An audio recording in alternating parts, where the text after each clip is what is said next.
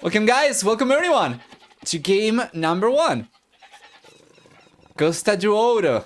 And what do we get over here? Well, we're going to have Vilese and Runestock playing on the left hand side with Khmer and Persians.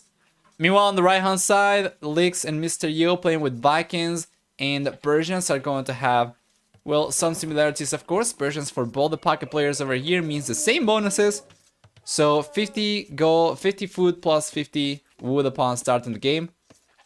On top of that, we'll have also for Persians twice the HP on TCs and docks that work 10, 15 and 30% faster, depending on the age, starting in the feudal age up to the imperial age of course. And then besides that, we get for Persians for the team bonus Nightline units with 2 bonus damage against archer units. If we take a look at the flank players, Lix playing with Vikings here is going to get free wheelbarrow and free handcart, as well as 10, 15 and 20%, or 15, 20 and 20%, sorry, cheaper military units on water in the feudal castle and imperial ages, as well as 20% extra HP on infantry units. And for the team bonus, they'll provide a 15% discount, yeah, on dogs. We check the left hand side, we'll see that we have, you know, Persians for Rubenstock. We have talked about Persians already. Vilese playing with Khmer means that he'll get 10% faster moving battle elephant line units, as well as villagers who do not need mills or TCs to drop food on from farms. The ability to garrison 5 villages inside each house, and also nobility requirements are going to impact Khmer. For the team bonus on the other hand, they also get 1 extra range on scorpion line weapons. So there we go, you see, we saw in the map guide that there were going to be extra goats in the mountain, and he's going for it. And that's actually a lot of extra goats, man. Definitely worth going for it. You gotta keep in mind as well that these maps we chose because we like the concept and the potential for the maps the most. But they could still get tweaked a little bit between now and the group stage, the first week of the group stage, so yeah. What difference between Suomi and Suomi A? Well, Suomi is the team in general with all the players, and Suomi A is the team that signed up, the subset of the team that signed up for Terra Nova. So Suomi A will be Max and Vilese, which means that we don't have the same tournament duo that signed up play this show match, but it's still going to be Suomi, just not technically Suomi A. Absolutely love it. Yeah. I would have expected all the gold to be at the coast. Not for this one, but there is one that's going to be a little bit more like that, and we are going to see it later on in the show match as well. What's with the awkward blank spot in the eastern corner? This one? No, that's just a plateau. That's probably just generation, random generation. It doesn't really have too much. We have a plateau over here on the right hand side too. Just that there is a cliff on this one. But yeah, no biggie. Extra goats, dude. Can you imagine playing Tatars here? Or even Britons. But yeah, anyway, on the left hand side, what do we get? We're gonna have already the docks coming out for both Rubenstock and Vilese. Starting to go for fishing ships already. And then on the right hand side, we have the first player going up to the fuel age, Mr. Yo, who's got also the most fishing ships compared to anybody else. So even though we have the same civilization for Rubenstock over here, it may not matter too much. Mr. Yo is already getting ahead. It's got all 4 fishing ships, which is great. And you know, this kind of removes some of the value of the goats. So yeah, wait a moment though, check this out! Here comes the member of Douches and Stashes, forward with a bunch of villagers in the Persian civilization. You know what this means, guys, you know what this means! Lix is on his way to the fuel age. I think he's gonna get there, but he won't be able to keep the TC for long, and pow! Here comes the douche! Yeah, what does Lix do? Immediately bails. Not even going to try. Yeah, that's great. You know, if he gets to the fuel age, that's already pretty good. And if he gets enough resources to go for an extra TC, and I think he's gonna have. There we go, extra resources to go for the TC elsewhere, he can go for it. Alright. Beautiful. Oh, you can build on the rocky terrain. I got cheated by the aesthetics. I thought I couldn't do it. Well, it still doesn't matter too much though. It is a play 05. Yes. I can fix this. Showmatch number 2. This is play 05. And this is going to be also $30 per win. Let's fix this. Suomi versus Weibel Palace. Why do I keep on getting this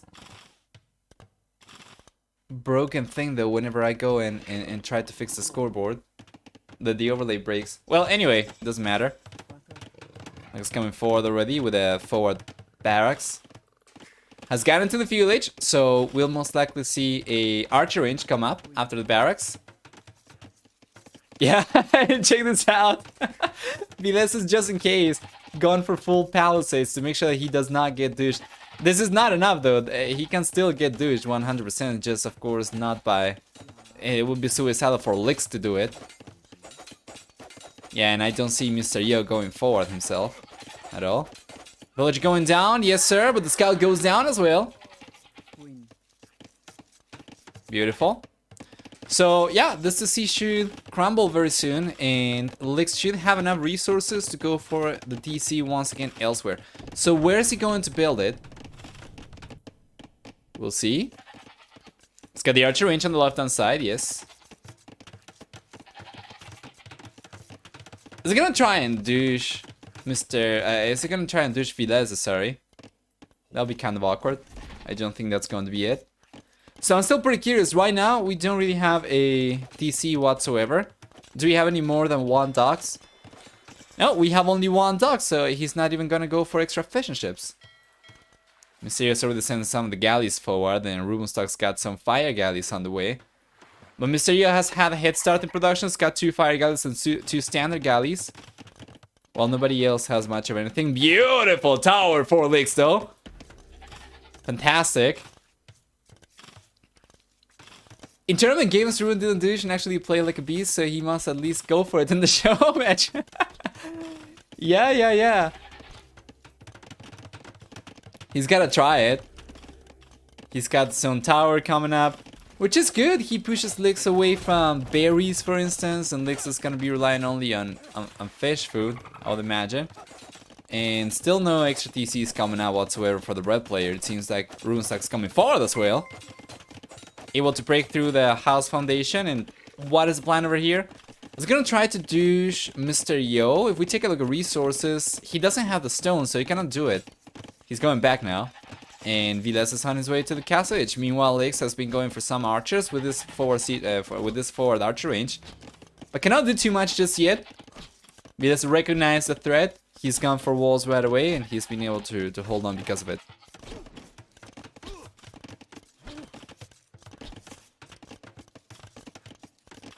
Let's check. It's a very interesting map. For sure. And it's amazing how you can have similar layouts for so many maps, but they can be so different. Because this looks very similar to man, what was the name of it? Coasted Mountains, I think it's called. And this one kind of looks like it, but it plays very different because of the way the resources are distributed. Which is very interesting. And it's not the only map with this kind of layout that we have seen in the map tournament. But yeah, I'm going to share some more information about the rest of the maps with you in a moment.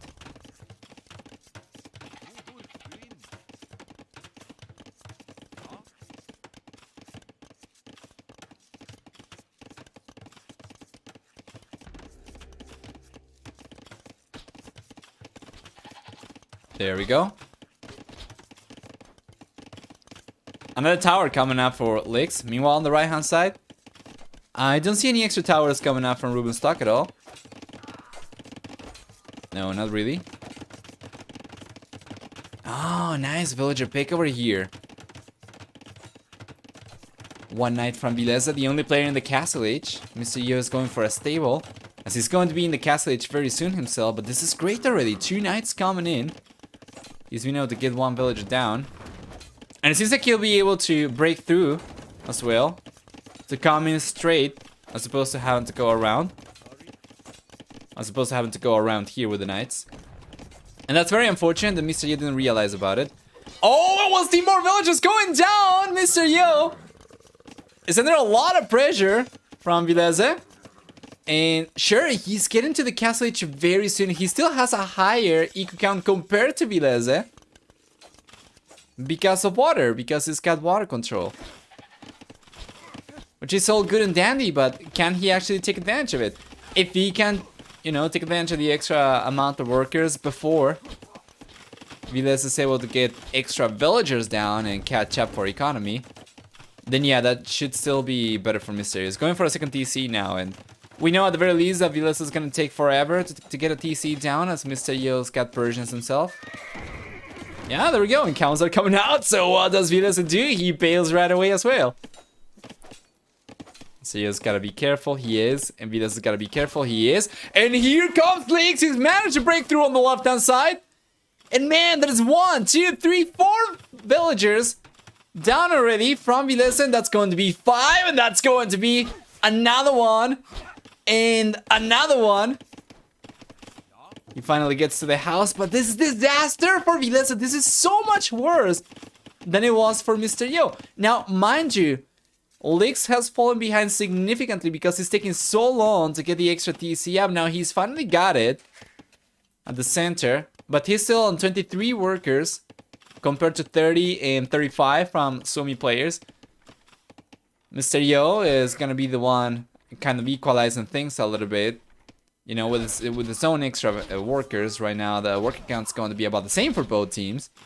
But the potential for damage over here is really, really big for Lix. If he's able to get a few extra villages down over here and potentially catch up to one of Suomi's players, that should leave White Wolf Palace in a much, much better position as well. So yeah, beautiful. I do like how Suomi is able to take advantage of some of these resources previously belonged to Lix, but because Lix has been able to get the TC up over here, he's got plenty of access to gold, he's got wood, he's gonna be fine. The one thing that he doesn't really have access to with this TC is food.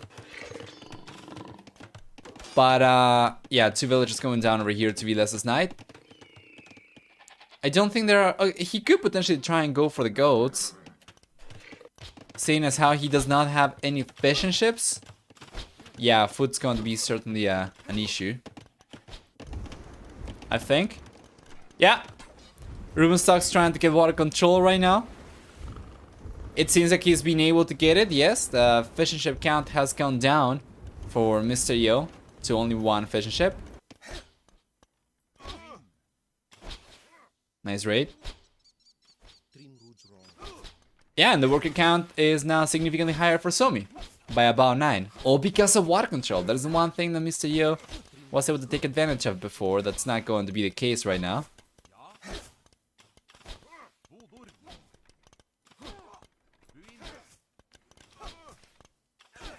Second TC on the way for Vileze. We have already 2 TCs for Mr. Yo. So it seems to me like this one is going to come down to who can carry the hardest. You know, Mr. Yo with 2 TCs in a much stronger economy at this point, you know. He's got the 3rd TC on the way now. Those are going to be producing faster. Remember, 15% faster already in the castle. It should be able to not only keep up with Vileze's villager production, but actually surpass the green player. And the thing about this, though, is the Mr. Yo has had more workers for longer compared to Rubenstock. So if we take a look at gather economy time, it should have been higher for him. Let's check. Mr. Yo, 7 hours and 55 minutes. Yeah. It's been higher for about an hour or so compared to Rubenstock, the 2nd highest player in terms of gather economy time. And that is great. Now, can he put those resources to work to bring his team back. He's certainly trying. He's got the third TC, which has certainly costed a pretty penny. He's got extra villagers coming up. He's got knights on the way as well. He's going for everything. Also, Castle Age is on the way for Runestock. Should be on the way very soon for Licks. And that means we are going to have all players in the Castle Age already in the next probably 3 minutes. A little bit. Yeah. I said later that I got debated by the terrain aspect. No, it's just aesthetic. I thought it was not possible to build on top of this. You can do it. It doesn't matter too much anyway, because it's very unlikely that you're gonna be using this for walling or anything. But yeah, I think I probably would like this better if you were not able to build on top of it. Kind of like winged, remember?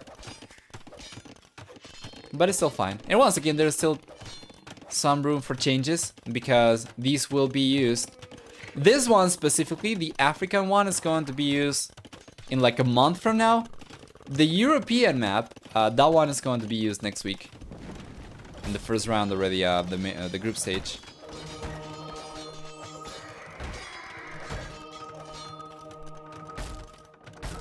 Nice conversion. Wow, good deletion from Vileze. Beautiful, he was paying attention, so. Mr. Yo on the back foot over here still. Now that Rubenstock's got into the Castle Age. Score is switching back and forth, and this is so interesting to see. What a crazy map, man. This has just been madness. From very early. Nice conversion. He does end up getting the weakest one though, so that's not going to be too useful. But he does get one monk, which is great. Nice. Hey guys, welcome.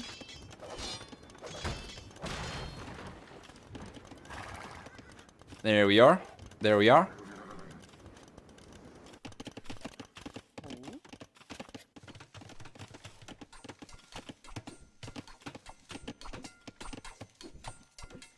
Guess it's gonna be here very soon for Licks as well. There we go. You also gotta keep in mind that for the eco work, or for the worker count that we have, many of those are actually on water for Rubenstock. Well, if we take a look at Mr. Yo is on full villager count, which is going to be a lot better, of course. It's a lot more versatile as well. And he's been able to stabilize for the most part. With 3 TCs, he should be able to hold on against knights alone just fine, and he's been able to do it. He's got siege as well at hand to defend even against potential archers, which has not really been something he's had to worry about, but if we had anything coming forward, or maybe siege coming forward, it wouldn't be a problem at all. So yeah, something else that I really do like about some of these maps is the aesthetics, because they have just done such a great job making the map very appealing as well. And yeah, you know, this kind of looks like a campaign map a little bit in a sense, some parts of it, which I'm a really big fan of. There we go, that's a lot of knights coming in from Rubenstock. Getting a good surround going on the archers. We are gonna get the crossbow upgrade very soon. He's got Balking Arrow already. And check this out, that is a great choke point actually that Rubenstock has built for Licks, and now he's got to delete it. And these archers will finally get cleaned up. Well played. That was kind of risky though, to be fair. But they do end up getting the crossbows, and now we have only one crossbow left for Licks. That is really bad. If they were able to hold on to all the crossbows he had, that was a great amount of units. And then Mr. Yo provided some meat shield. They could have tried to push against Duschenstock, because right now it's only the blue player who's going for military for the most part. Viles has got some knights, but he's for the most part stopped production. And he's got a few monks, which is going to be mostly invested into, compared to a lot more military from Rubenstock.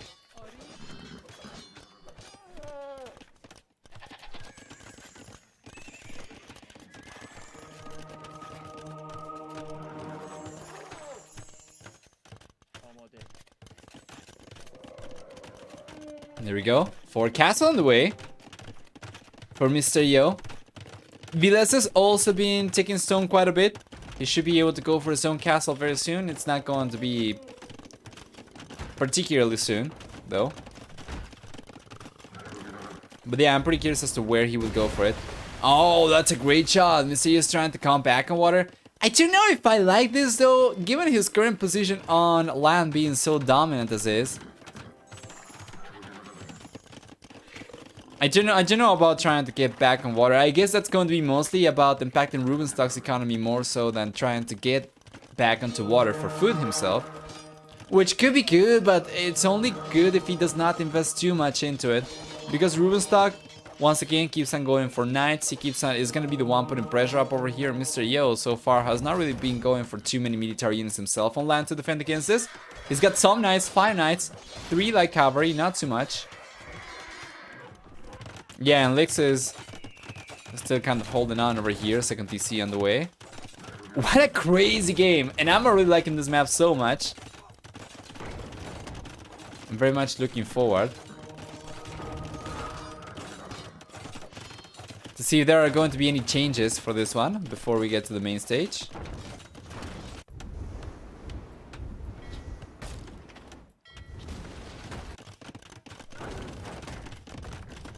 Nice.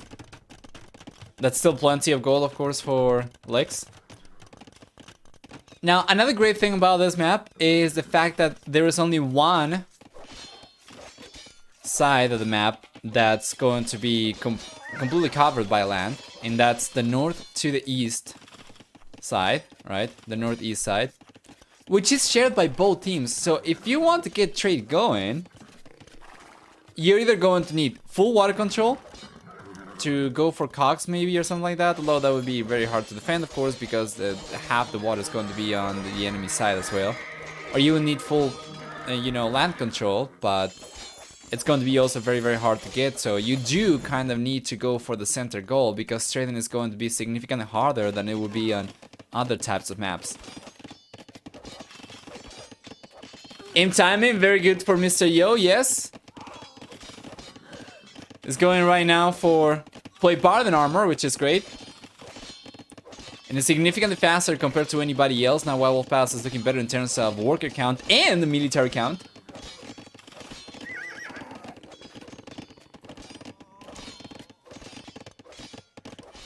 There we are. Very soon we should see the Cavalier upgrade come up for Mr. Yo. If he can go for Cavalier, there is nothing in the Castle Age that Suomi will be able to do to stop it.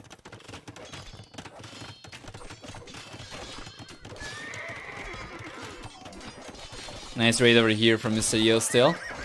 Around Rubenstock's base now. He's already been doing some damage around Viles' base. Now he's around Rubenstock's. And this is great. This is great that I said a few minutes ago. It's going to be a matter of who can carry the hardest. And Mr. Yo was certainly looking like the strongest player back then. When we took a look at Gather Economy time, he was ahead by 1 hour. So of course he had extra resources. Meanwhile, we take a look at Suomi, and it doesn't seem like they'll be able to go up to the Imperial Age anytime soon. As a matter of fact, we take a look at Viles' resources. He's got enough gold to go up, but if he sold some of the extra gold that he's got over here, that wouldn't get him close enough to go up to the Imperial Age just yet. He's got a good amount of food workers though, so he might be able to just wait and organically go up. But it's going to be so much later compared to Mr. Yo. And Mr. Yo is going for Hussar right now, which is really interesting.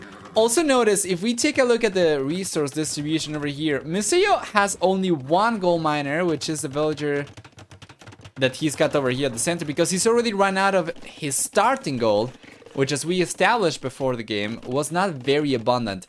So it was very, very important for him to make a... Yeah, there we go. Try and take a hold of some of the center gold, and he got away with it. Now that he's got access to gold once again, he's got a TC to protect villagers with as well. Can potentially go for the Cavalier upgrade. And again, that's not something that Suomi will have the tools to fight against. So that's GG right there. Rubenstock calls it. And Viles is going to tap out as well, giving Wild Wolf Pass does the first victory in today's show match. Getting the lead 1-0, so let's pay the predictions off. There we go. Wild Wolf Pass coming out on top. Let's go and take a look at the stats before going back and checking what the second map is going to be like. So we have 4 more map winners. For military, it's a very nice KD for Mr. Yo, the only player with a better than 1-to-1 KD ratio. The player with the strongest economy in this game as well. By quite a bit. I mean, check this out. Rival Palace in general, significantly better compared to Suomi, but Mr. Yo alone was in a much better position compared to anybody else.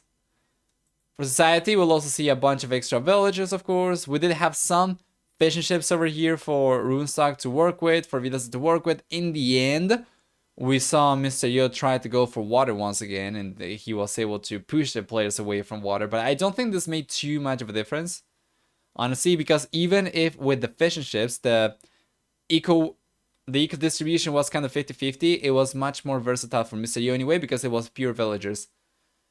Anyway, let's go back. And welcome everyone then to Geothermal Valley. What do we get over here? It's going to be Sicilians for Mr. Yo, Incas for Lex, they are playing in the north. And then down south we have Runestock playing with Koreans and Villas playing with Franks. So yeah, this is what the map is looking like. Once again, we do have a stripe of wood along the center. They're going to be surrounded by ice. And then on top of the slope, we're going to have a snowy mountain. Or I guess we could call this a plateau instead. There are some mountains in here, but yeah, that's going to have extra resources, ibex, gold, which is very good. And once again, right, surrounding the players, we do have some vents with stone and gold as well, which is pretty cute, pretty nice to look at. But also provides a different layout compared to what we're usually used to, right? Anyway, let's take a look at what these civilizations mean for the player. Starting on the right-hand side, where we could potentially see a face-off between Runestock and Mr. Yo. They're playing with Koreans and Sicilians, which means that Runestock with Koreans is going to have first off 3 extra line of sight on villagers.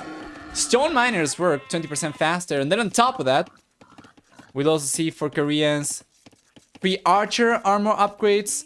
We'll get free tower upgrades as well, which is great for them.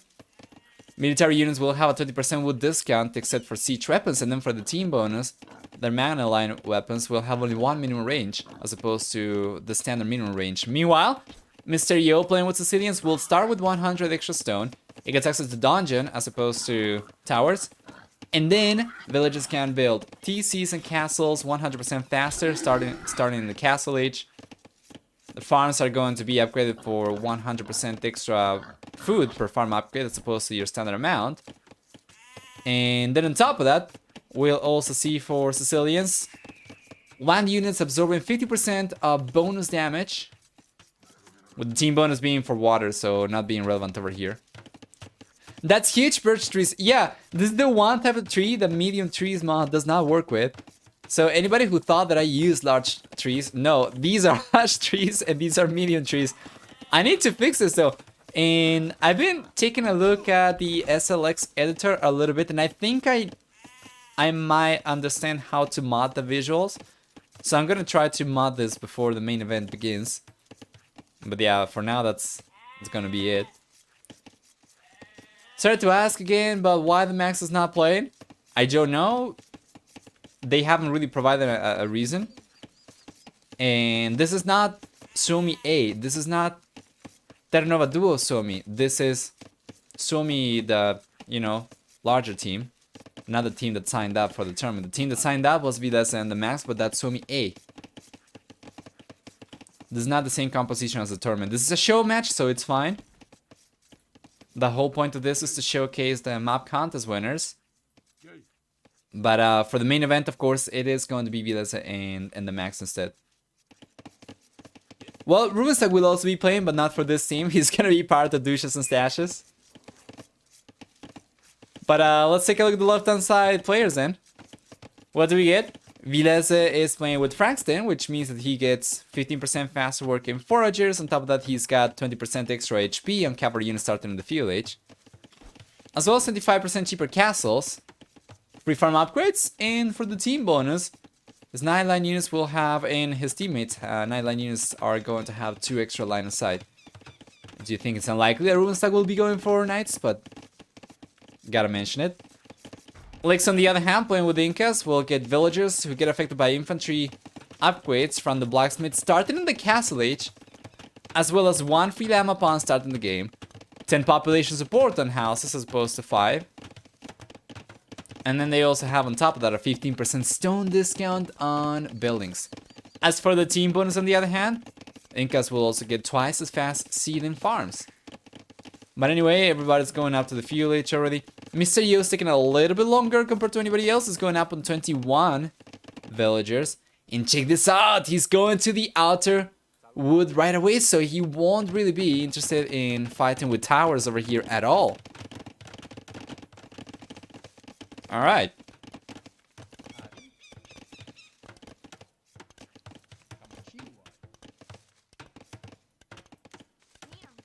Let's check. Here come the villagers from Lix.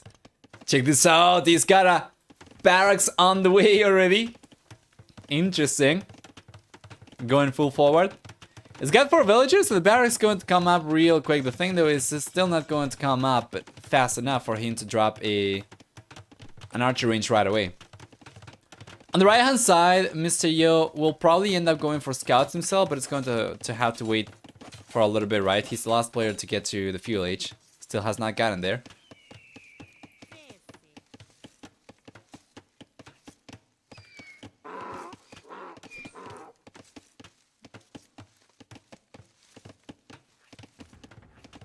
There we go.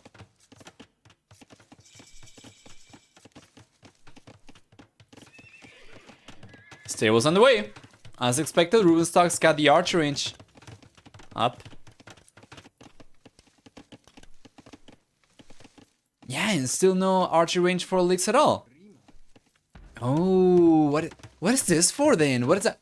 Is that for spearmen only to defend himself against the scouts? And no archers alone. Instead, he's going to go for towers. Okay, well, that's interesting. It's kind of replacing the archer for towers. Let's check. We already have the first towers coming up over here at the center as well. We have one from Rubenstock, and we have one over here for Lix. Yeah, and Mr. Yo is just going to bail. He doesn't want anything to do with this. He's just going to send some extra villagers over to the north, I would assume, whenever he wants to go for extra wood. We have 5 villagers here from Vilese. We have 4 actually, which is not the best. Remember that Incas get a discount on towers, so if you're not going to garrison a 5th villager over here to get a better trade, it's going to be a little bit cheaper for Lix to repair the tower. So you probably don't want to engage into a tower war against an Inca player if you're not going to commit to garrisoning the tower completely. Regardless though, scouts coming out from Vilese. And Lix should be able to hold on over here just fine, I think. Yeah. He's doing a great job garrisoning the villagers. Beautiful. Keeps the tower healthy as well. And now we have a 5th villager finally coming in from Vilese, right? Not quite. He's still not going for it. Okay, now he's going for it. Perfect. That was very close. Vilese almost losing a villager. Now that he's got the 5th villager inside the tower, then Lix should end up getting pushed away.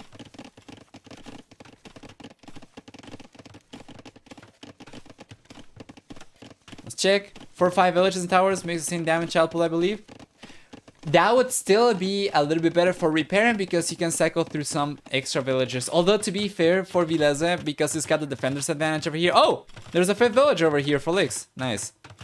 But yeah, because Vilese's got the defender's advantage over here, you can just keep on cycling through villagers, so that shouldn't be too much of an issue. But yeah, it's going to be 5. There we go. Beautiful. Here come the scouts. Cannot get the villager though. He's trying to get to the tower base, and he's able to do it because the towers are so close. This one from Vilese is actually protecting the villagers against the spearmen and the eagle scouts. This should be going in favor of Vilese, and well played. He's been able to take advantage of the defender's advantage really nicely. And now Lix is most likely not going to end up getting cleaned up over here. Because we have... Oh no, we don't have... I thought for a moment that these were palisades from Vilese, but now these are from Lix. He should be able to get out of here. He's kind of trapped though. His own palisades are trapping his villagers. So it's not the best. There we go. He deletes one so that he can bail. There are some scouts from Mr. Yo over here to allow the villagers to escape. And it seems like these scouts are coming out on top from Viles still though. Let's see.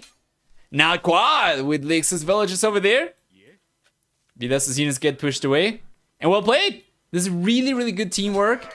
Mr. Yo bring the scouts over here. Allow the villagers from Lix to get out of there. Meanwhile, on the right-hand side, we don't really have too much more over here at all. We take a look at worker counts, looking significantly higher for Suomi. So let's take a look at...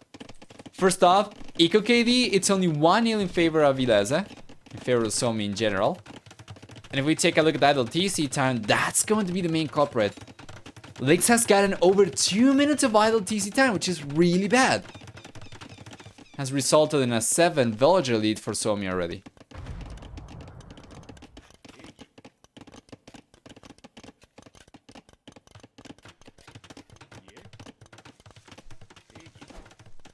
There we are.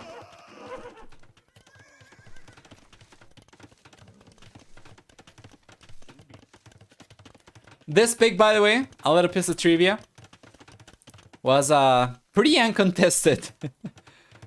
We all loved Geothermal Valley as soon as we saw it, and it was, you know, for the most part,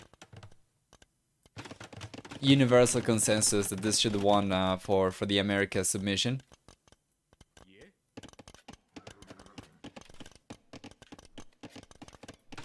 Unanimous, as you call it. Nice, second tower coming up. Beautiful.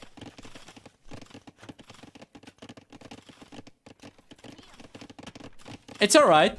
Lix has been able to zone, you know, Suomi a little bit on wood.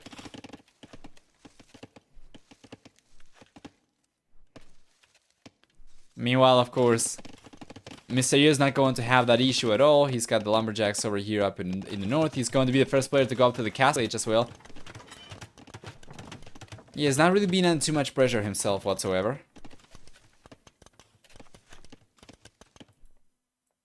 He's got some scouts still left over.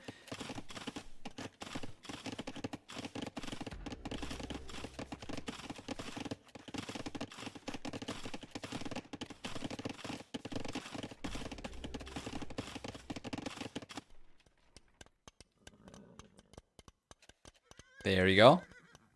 There's good pressure from Mr. Yo. Once he gets to the castle age, if he can go for light cavalry, of course, these are going to be significantly stronger units. Won't be able to catch up to the scout cavalry anymore, mind you, because light cavalry are a little bit slower.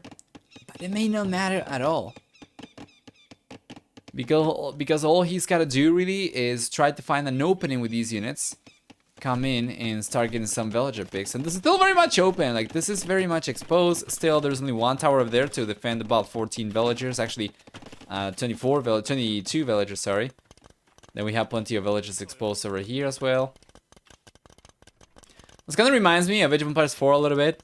Because usually over there, the gold veins and the stone outcropping, they are so large.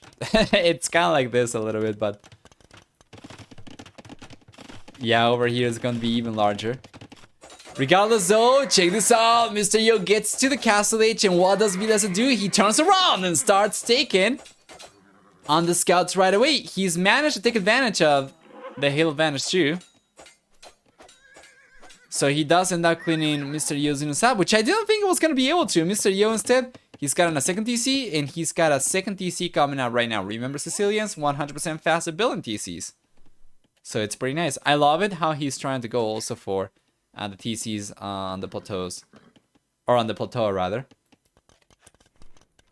Hey, Hardcore Massive and Balcanaro. How are you guys doing?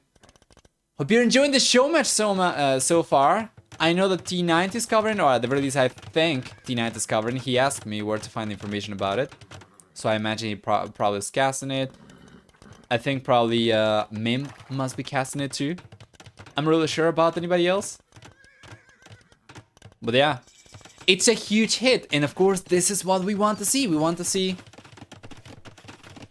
content for the community. This is not just for my channel, of course. How do I know when you stream in the future? You can just follow the channel and you'll get notified on Twitch if you are on Twitch. Otherwise, you can follow me on social networks, although I have not been updating them very much in the last couple weeks. I do want to get them back into activity at the very least for stream notifications, so yeah, you can probably follow on Twitter or on Facebook. You know, twitter.com/novayoe, facebook.com/novayoe.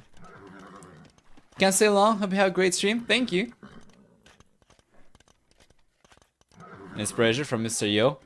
With the Castle Age over here for Viles as well, he's able to defend himself just fine. Now Castle Age is going to be here for Rubenstock and for Licks very soon, but Rubenstock's going to have a significant hit start to it compared to Licks.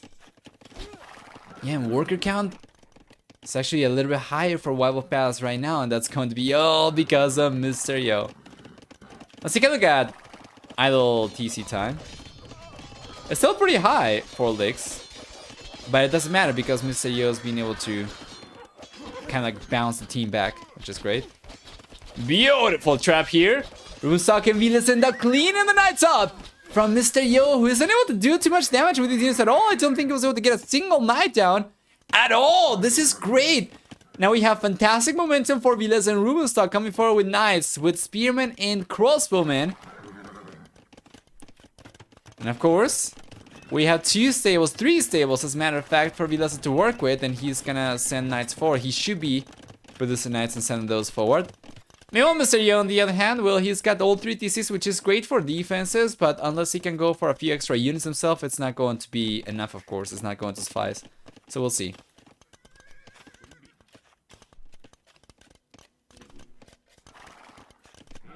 There we go. Here come the crossbows, the Knights.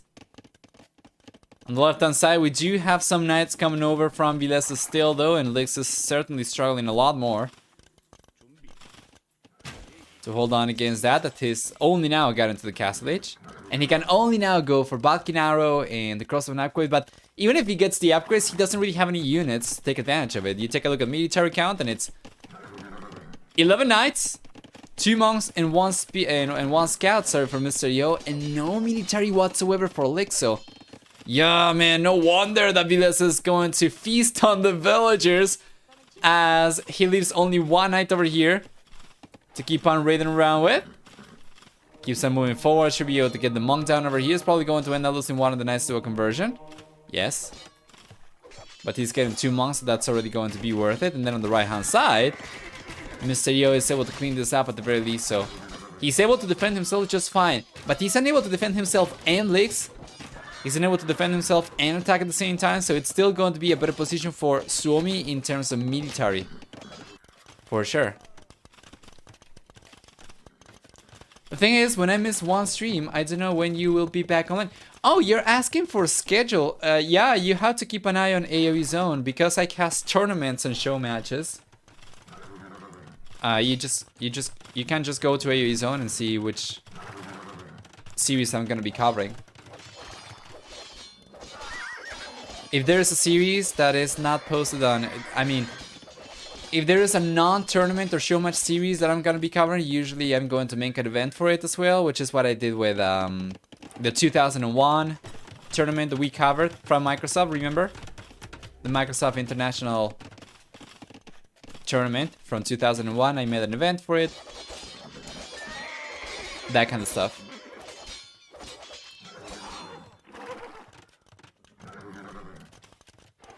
Wow, new DLC just announced?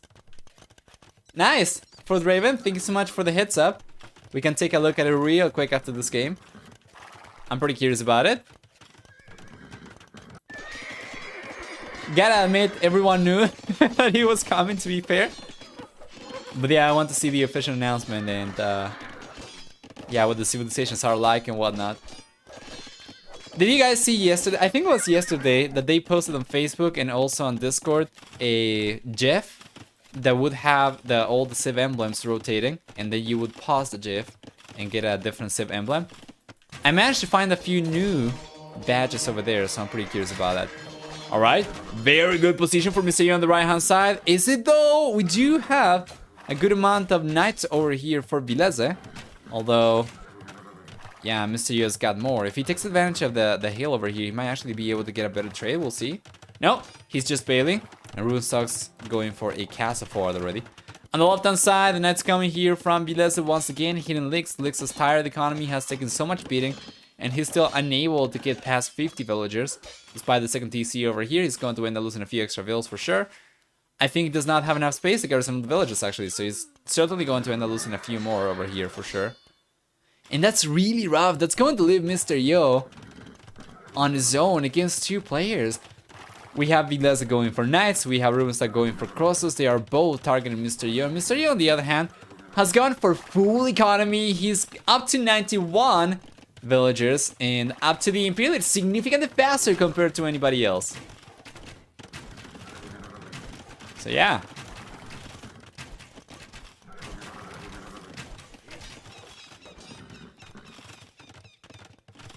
Beautiful.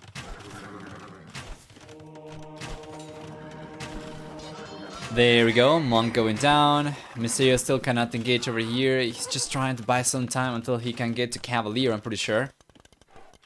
You know, ideally, he would want to go for a castle as well, so he can get Hauberg. And he's got the resources to go for it. He's just not placed the foundation just yet. Now he's going for it. This is good, and it seems like it was calculated. Notice the way that Mr. Yo baited these units away was a lot more effective than if he was just trying to roam around, because he moved away and he stopped. So he gave Vileze the time to catch up and do a little bit of damage, and then he kept on moving and stopping, so he can keep on baiting the units.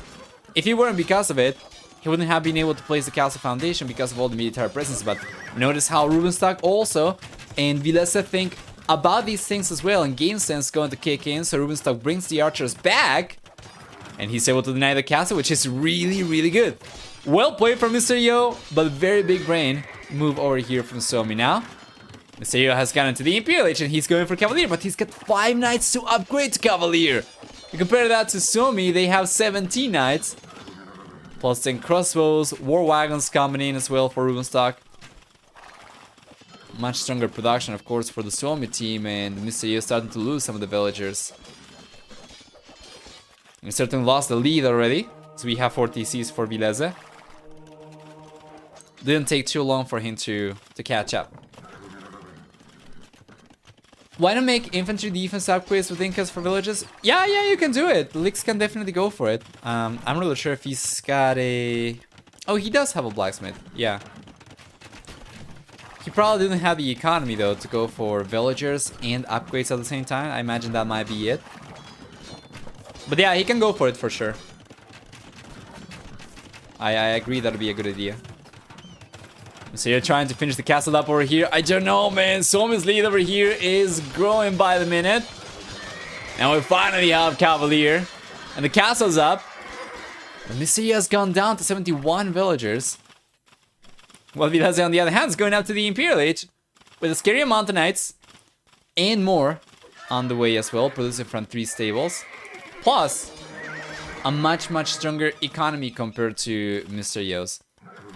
So the only way back over here for Rival Pass, in my opinion, is for Mr. Yo to play like a super greedy defense over here with as little military as he can, and then just send as many military units forward as he can possibly send, and try to get as many villagers down. If they are unable to hold on and compensate for all the villager losses that Mr. Yo has taken in the last few minutes, Suomi should be able to pretty much take this one easily. It should be paperwork. There are no walls around the trebuchet over here, so it's going down for sure. The castle's staying up for Rubenstock. Doesn't even need to repair it too much. Yeah. Now the crosses coming in from Rubenstock will be taking on the villagers from Lix. And he already has ballistics, which is great. Does he have thumb ring though? He doesn't. Well, doesn't matter too much. Beautiful position for Suomi. Imperial is gonna be on the way for Rubenstock very soon. Meanwhile, that's not gonna be the case for Lix, particularly soon. Castle on the way for Lix. We do have 5 TCs for Mr. Yo though. But he's not gone for First Crusade. He could potentially go for it, and that will help. That will help for sure. It's very, very much worth it at this point already. Yeah. Wow, Paradox, thank you so much for the raid. Welcome everyone, I hope you had a great stream, and I hope you guys enjoyed Paradox's stream. We're casting the second show match for Terra Nova Duos, Wild Wolf Pass versus Suomi. This is not the same team composition Suomi signed up to the tournament for the tournament with, but it's still technically Suomi, just not Suomi A from the tournament. They're looking pretty strong for game number 2. This might end up as an equalizer.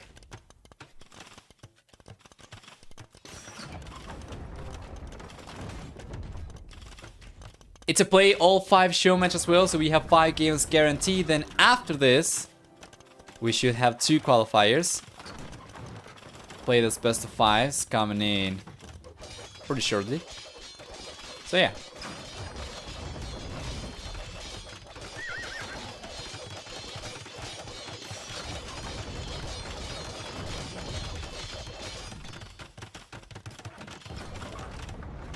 There we go.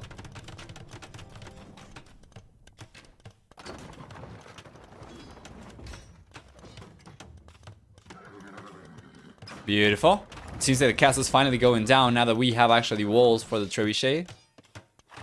He can try to get the castle down. It's still been a big struggle for Lix, even if he's finally been able to get past a good amount of villagers.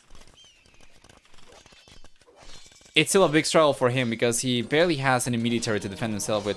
I do like the Kamayuk though. The Kamayuk should be pretty good for holding on against, yeah, cavalry units. They get bonus damage, and then they also get 1 range, right? Which means that it's a little bit better. They can pack stronger punch as a group. But yeah, anyway. Hey, Paradox. Hi, hi.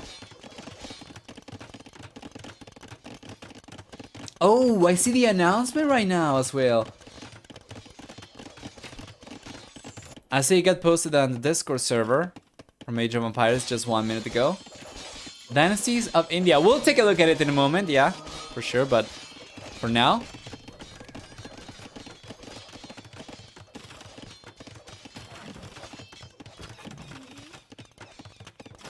There we go.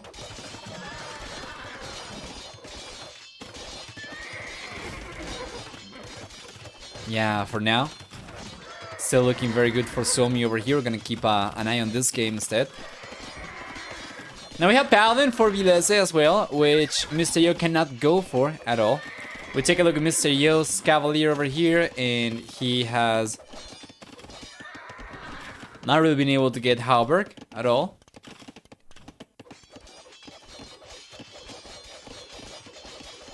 These Paladin are already fully upgraded with Blast Furnace. Play Barden Armor, and of course, because these are, you know, Paladins from France, they are significantly higher HP as well compared to standard Paladin. Now Mr. Yo is going for it. Now he's going for Halberg. He's about to get it. Conscription coming in as well. Interestingly enough. Nice. He's got it.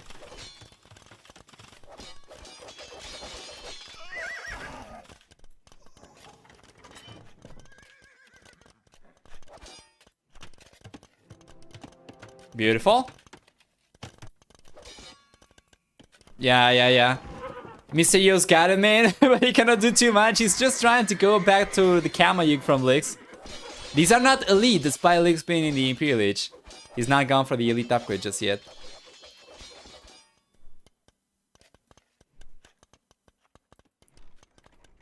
There we go. Is Halberg Paladin, Frankish Paladin better? You cannot get to Halberg Paladin because you can only get to Cavalier with Sicilians. So this is much better for Vilese unless we get the Kamayuk into the mix. And this is the thing about the Kamayuk. You can see how they are stacked and they are still able to all attack at the same time. But it's still not going to be enough, guys! We see a bunch of extra knights coming over here, or Paladin rather! This should be pretty much over at this point. 76 versus 34. Military for Suomi in White Wolf Palace. Beautiful. That's going to be GG right there. Yeah, it's gotta be GG. So Suomi does end up taking game number 2 to equalize the series. We'll go and take a look at the achievements before jumping into game number 3. But yeah, this has got an equalizer already. So we see a very nice KD for Vilese. Certainly the MVP over here has played like an absolute beast. We take a look at the economy. We're going to see also Suomi was able to get significantly ahead in economy. Towards the end of the game mostly. They were always ahead. They were always on more than 50% resource collected.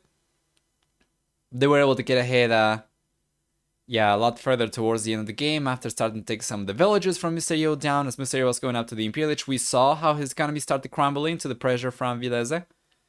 And these extra workers, of course, allowed Suomi to get significantly ahead in resources as well. So let's go back. Let's jump into the game right away. And guys, welcome everyone then to game number 3. Fish Beach. We have Runestock playing with Japanese. We have Vilese playing with Indians. Then we have Indians over here also for Lex. And then on the right hand side, Mysterio is playing with Japanese as well. So we have the same civilization and an exact mirror over here for the teams.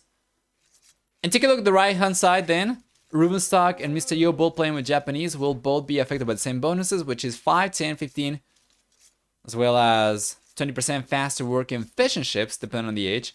On top of that, we'll also have for... I think this is... I think you can build on top of this, if I'm not mistaken. If I remember from my testing correctly, I think you can still build on top of this. But I'm not 100% sure, we'll see.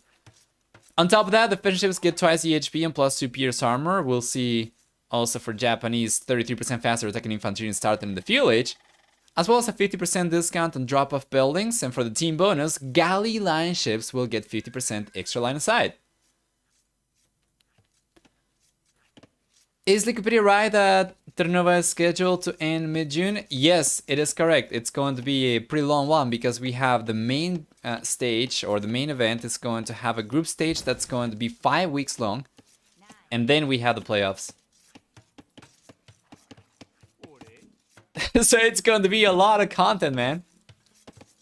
As a matter of fact, Terra Nova is starting earlier and ending later than the Resurgence, for instance. But it's going to be pretty good, and it's going to be filled with variety, of course, because we're going to have every week a different map pool. Anyway, we took a look at the Japanese on the right-hand side already. Let's take a look at the left-hand side. So Indians for both Vilese and Lex. Then it better be South for the whole thing. What do we get over here then? Vilese playing with Indians will get 10%, or both players playing with Indians will get 10% faster working fishermen. You can see that Lix is actually the first one to go for the shore fish. And this is the extra gold that I was talking about as well. You can see that it's not very abundant. We do have some extra gold at the center, but it's not going to be enough for this to be like necessarily gold rush kind of thing, right? Because it's not, especially because it's not concentrated. The very center, like over here we have 10 tiles scattered around the center island, and then the rest of the golds will be scattered around the shoreline over here, right? And that's going to be stone on the shores over here as well, on the outer shore. That's about it. Anyway, besides the faster working fishermen for Indians, they also get 10, 15, 20, and 25% cheaper villagers in the Darkfield Castle in Imperial Ages. For now, right? We can call them Indians, I guess.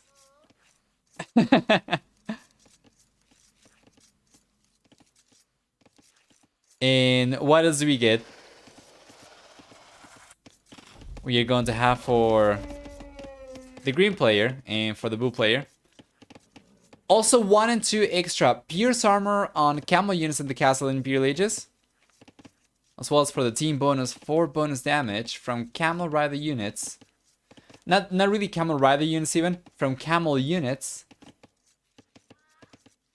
against buildings, which is great.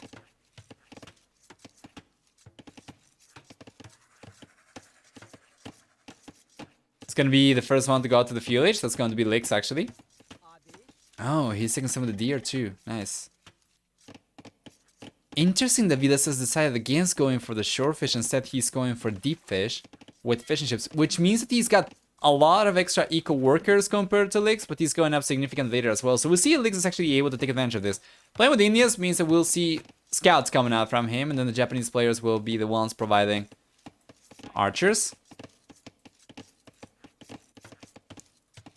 Let's check.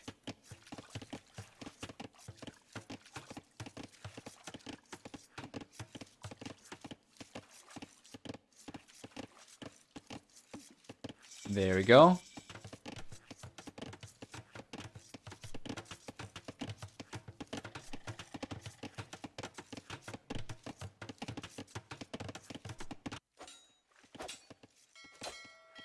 Beautiful. There's very good pressure, and this is the reason why the mangrove terrain over here is kind of tricky to play right, because if you just go for fishing ships like this and you're unable to defend it, actually a scout can take it down. You don't need to wait until you get to the field age to go for fire galleys or whatever, right? You can just do this. So Lix is going to end up kind of forcing a fire galley over here, or a standard galley from Vileze. But he's already going to be able to get the fishing ship down, which is great. Yeah, that's good damage. Rubenstock's trying to be annoying, not going to be able to do too much.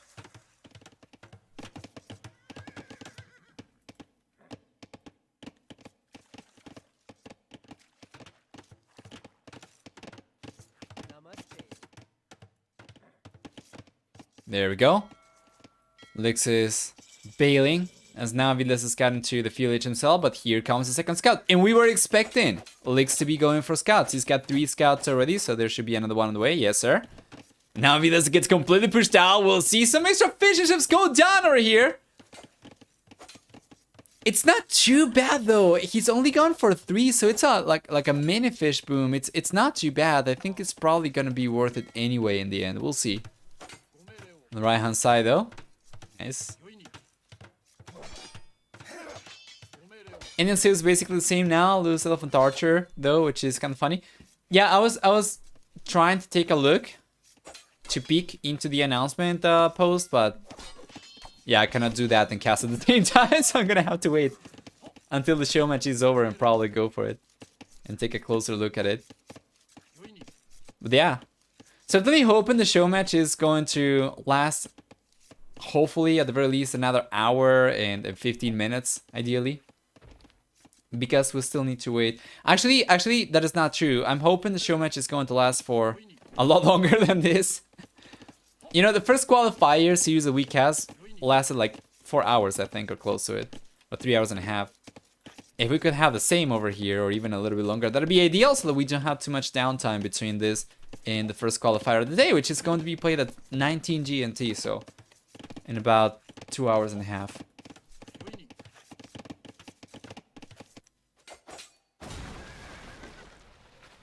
Good job from Lix, taking the fishing ships down.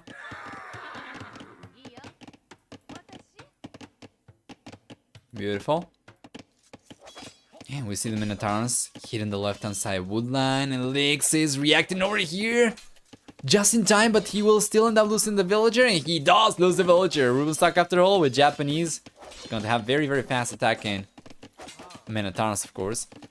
Interesting push from Lix. I do like the aggression, but he's unable to do too much.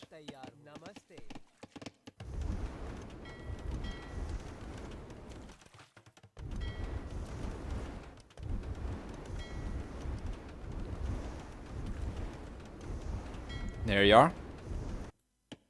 Fishing ships from Rubenstock should be going down now. As well to Mr. Yo's fire ship or fire galley.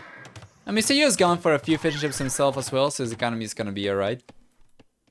As a matter of fact, it's looking a little bit better for Bible Pass currently. For worker count, it's 64 to 59, so about 4 to 5 extra units, which is great. Elephant archers are regional for all new civilizations, but now what was the old Indian save is now Hindustanis. Yeah. Yeah. So I'm not really sure when the DLC is going to launch. Is there a launch date, guys? There? I'm curious, because I don't know if it's going to be affected. I imagine it's probably going to be affected Terra Nova, right? Given this tournament is going to last for 2 more months, or close to it, I don't think the DLC is going to take any longer than 2 months to come out. Do let me know if there is a release date, though, on the page. But yeah, good pressure from Lix. Yeah, he's going right after the archers as well. No, it's fine. I'm actually pretty curious about the new DLC. I do want to talk about it, but I'll focus on it more after the show match for sure. I'm just curious about a few specific things. April 28th. Alright, so in about 2 weeks, like in exactly 2 weeks. Okay, that means that it's definitely going to affect the tournament, and we'll have to see how we do with that. I think we're probably just going to allow it as long as the players are happy with it. I think we're going to do it on a series per series basis, and the players are going to have to choose whether they want to use the new civs or not. Or they want to allow the new civs or not, rather. Pressure coming in from Vilese. Lix got his own scouts over here, plus Spearman as well. And Vilese is not targeting the weak one, so he cannot take a single villager. And he ends up getting pushed away. This is huge. Lix gotta take the villager out of here, because certainly going to be a liability at this point.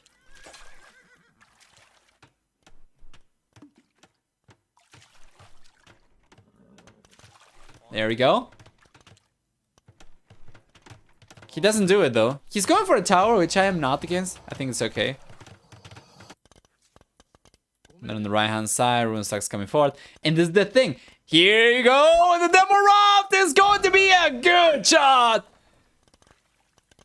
That was great. And this is exactly what you gotta do in this position, because you're unable to wall this completely because of the shallows.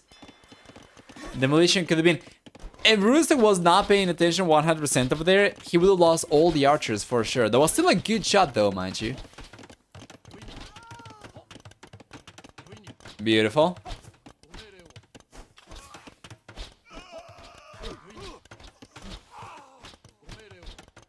There we go. The archers get cleaned up. Unable to take a single villager down. Meanwhile, on the left-hand side, Mysterious coming forward. Well, man, this is just looking so one-sided for... There we go. The GG is being called right there. It's 20 minutes long. This is a very aggressive map, and we were talking about it before. But this is just incredible. 20 minutes into the game, Rival Pass ends up taking this one. It's very interesting once again because the civilizations were the same. So it was just much better teamwork from Rival Pass. Now, to be fair, of course, the map is new. Teams still need to get used to the maps and how to play around these, but that was a very, very good first try for Rival Palace. And what do we get in terms of military then? It's going to be a better than 3-to-1 KD ratio in favor of Mr. Yo.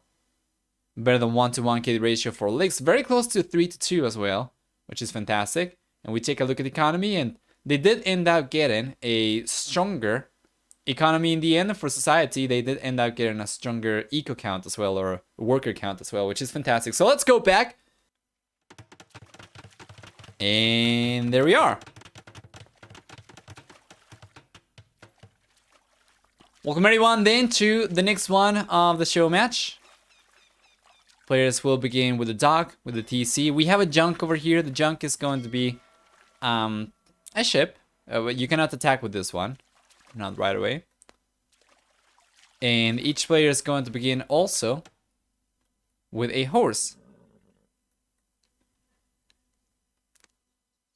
This map also was originally submitted with a donkey as opposed to the horse.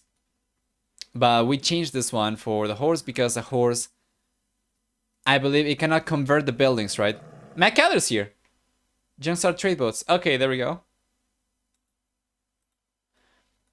So I think if I'm not recalling incorrectly, they got swapped for horses because they cannot convert this, so that the players have to invest something to get the conversions, right? As opposed to just getting the conversion for free. And we see a villager coming over from Rubenstock over here.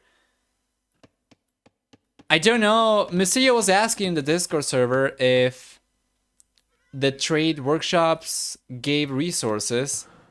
And we said they didn't, but the mechanic about training villagers was explained at the very beginning of the thread, and I don't see anybody from Wild Pass actually sending villagers over, so it... Well, I mean... They're on the right-hand side, so this is actually pretty good for Rubenstock, right? And for Suomi in general, because they are going to convert the trade workshop from Wild Palace. And yeah, it doesn't seem like anybody from Wild Pass is sending any villagers forward, so I think they might not be aware of it. Which is very unfortunate, but we did explain it.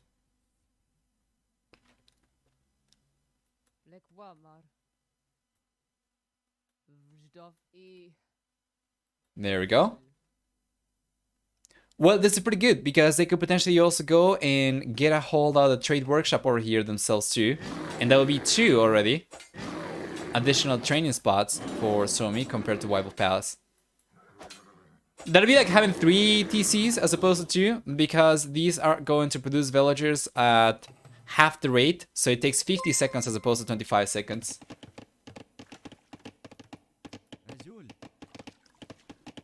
Rubenstock did the right thing. He basically has 2 TCs now. 1.5. It's still pretty good. It's not going to be a huge lead as if it was producing villagers at 25 seconds a pop, because you do have a dock over here as well. So it's like 1.5 TC versus 1 TC and a dock, or, you know, 2.5 production buildings versus 2. It's not too bad. But yeah, it's kind of unfortunate that Wild Pass is not aware of the mechanic.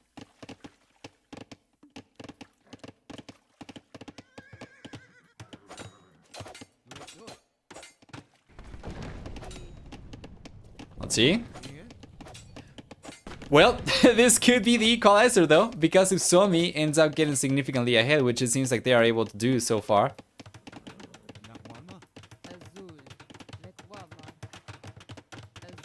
This could be the equalizer. We could get a... Yeah, the Scyther for sure, which is nice. It's still 10-ish or more villagers lead till fuel H. Yeah, it can certainly be. That is the thing, there is 1 per team. Oh man, now it's going to be 2 for Suomi already. Now this is huge. So we have 2 TCs, 2 docks, and then 1 TC worth of trade workshops over here. And of course, no wonder they'll be getting significantly ahead. Notice how Rubenstock is, yeah, very keen to take on a villager fight over here. And of course, he's got extra villagers compared to Mysterio. If no one puts bones on Wild Palace, do the Suomi backers just not win anything? Yeah, I'm just going to return the points if nobody bets on Wild Palace. Although, to be fair, at this point, yeah, I do understand the hesitation over betting for Wild Palace, but somebody did. Some good soul did. Yeah, there you go. Grandpa's going for it. He wants to believe. We'll see. Playing the odds. Yeah, you go. Few villagers over here from Rubenstock. And he's taking the engagement. He's gonna get a villager down. And he got one from Lakes already. That's going to be first blood, I believe. Yes, sir. Oh, okay. So 2 good souls. Nice. 9 villager lead already. Yeah, they do have both trade workshops. This is not the way that is meant to be. Now Mysterio's got 1 villager over here, but that is the thing. I'm not too sure if they are aware of it or not. I did tag Mysterio, but the game had already started.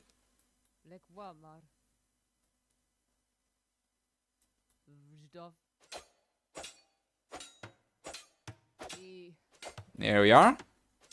Mysterio is getting control of this, and now he's going to... Yeah, there we go, wall the villager in.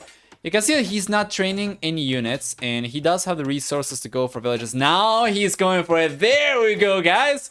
So they know about it. There's hope now. If they were only going to leave Suomi to get full control of the trade workshops. Yeah, that was going to be super rough. But it seemed like it was calculated. It seemed like they are trying to go for it later. Check this out. Ah, man, that was so close. Was this open? This was not open. The villager just kept on attacking, but this was not open. It just happens sometimes. The extra villagers coming in from Rubenstock, they still enjoy a nice villager lead, so they can still get away with this. And that's gonna be another village going down for sure. Yes, sir. That's another one going down from Licks. Meanwhile, on water, we have now fire galleys coming out. Standard galleys coming out as well, which is great.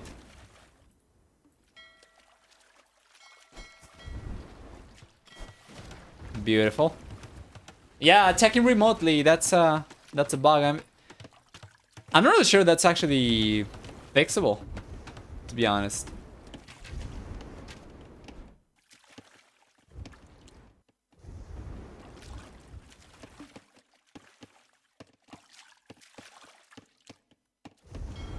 Let's check. Nice. Mysterious holding on to this one. Okay, Lick's been able to hold on to this one still, though. He's brought an archer over, so he can push the villagers away. Now, this is the moment Wild Pass might be able to start catching up.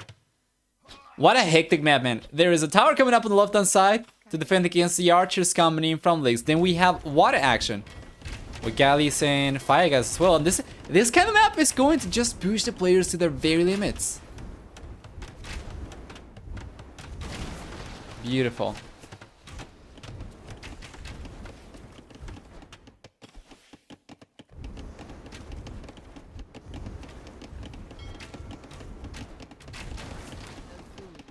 There we are.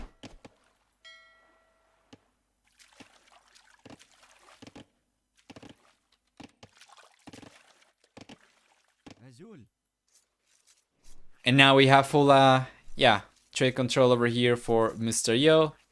Trade workshop control for Mr. Yo. Licks ends up getting cleaned up over here, so Vidas is getting the trade workshop once again. But at the very least, Wild Pass prevents Suomi from getting even further in their lead. Yeah, now with all the fire galleys over here, they might actually be able to get full water control, which is still pretty good. If you can go out to the castle age and get to war galley and you have a good amount of standard galleys to upgrade, you can take TCs down, no problem.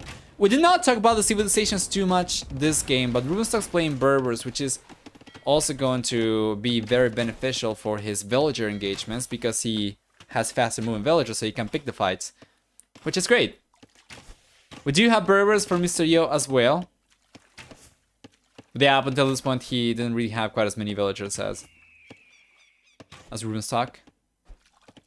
Now it seems like he might be able to catch up. Nice defense over here for Vilesa. Should be able to hold on as well. I think this map will be banned very often. It could be. It could be.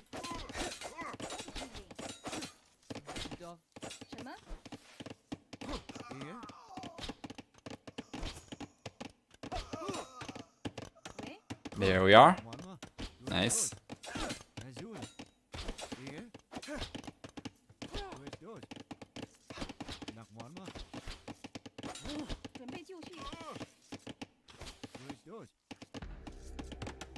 Beautiful.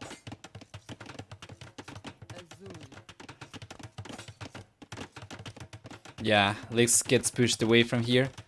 He still has 2 archers though. Plus fletching, so let's see if he can take the trade over here. If he can clean the archers from Rubenstock without taking too many losses himself, he should be able to do some good damage. Now he's got a 3rd archer coming out. He did end up losing 1 villager, but he's got extra archers coming out. He's managed to get control of this once again. Not really producing villagers from it though. He's got the lowest villager count in the game by quite a bit.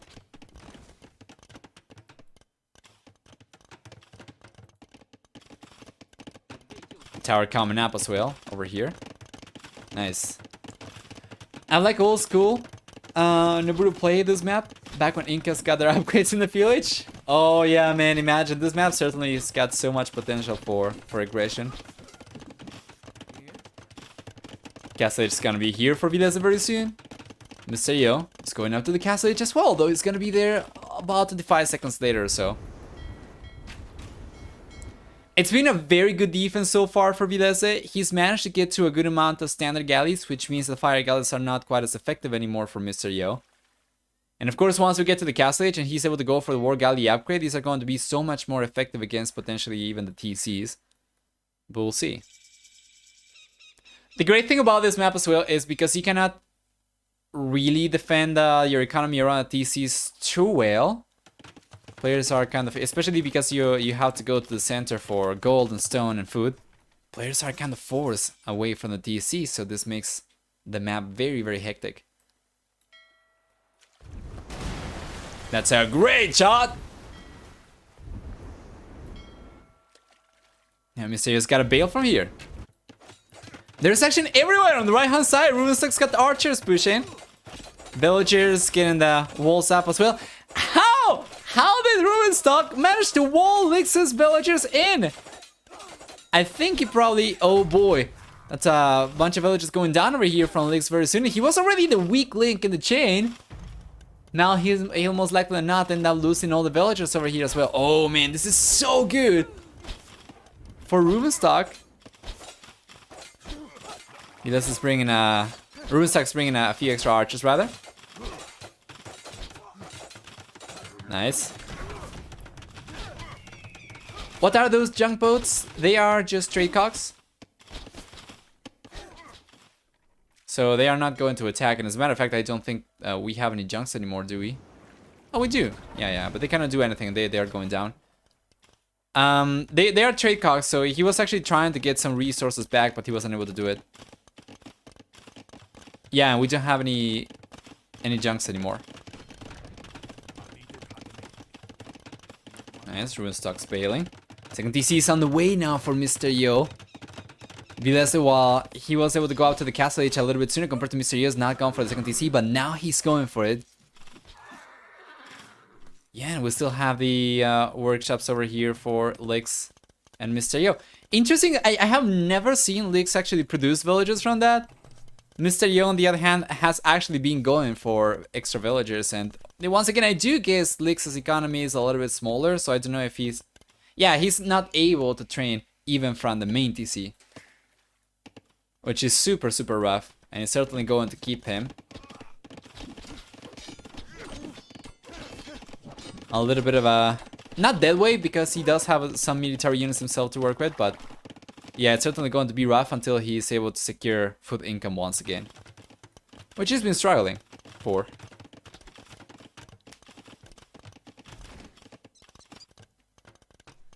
Village count is on par now? Yeah, it's a little higher for Wild Palace even. And that is all Mr. Yo, baby. All the pressure around Rubenstock's economy.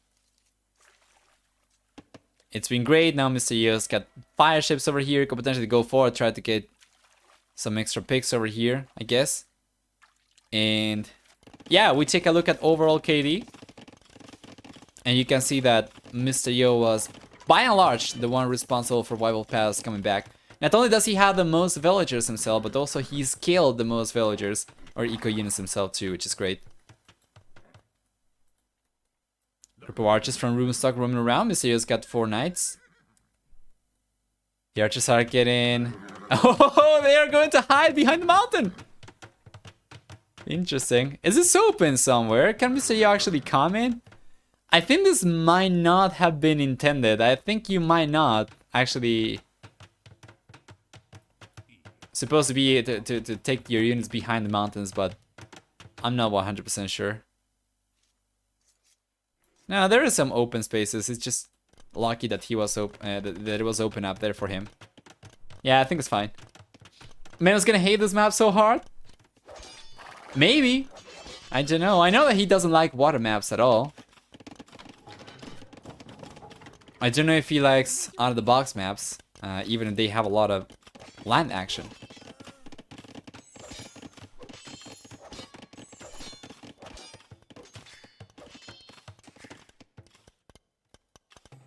Oh, there we go. Now Lix can finally get back to villager production. Nice. Beautiful.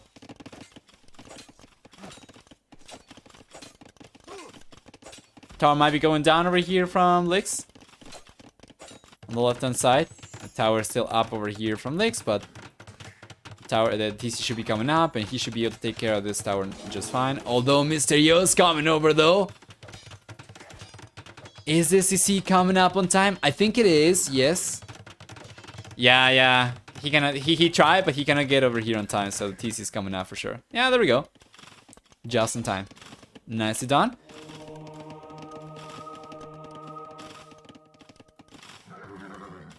Lix is using it. Lix is using it right now. He wasn't able to use it before because he didn't really have a food income to train villagers at all. But now he's using it. The interesting thing though is Rubenstock has been able to scrap just enough resources to click out to the castle age, even though he's in a much rougher position compared to Lix. He's lost a lot of villagers himself as well. Or at the very least, was it a rougher position? It was not really a rougher position, it was probably about the same. But he was able to scrap just enough resource to click up. That is not possible right now for Lix, not just yet. So that's going to be 2 players in the castle age from Suomi versus only 1 from White Wolf Palace. Mr. Yo is trying to get the castle up. Meanwhile, see the knights from Mr. Yo versus the knights from Vileza. And that's about it. Ram coming out from Mr. Yo to clean out the 4 buildings from Rubenstock.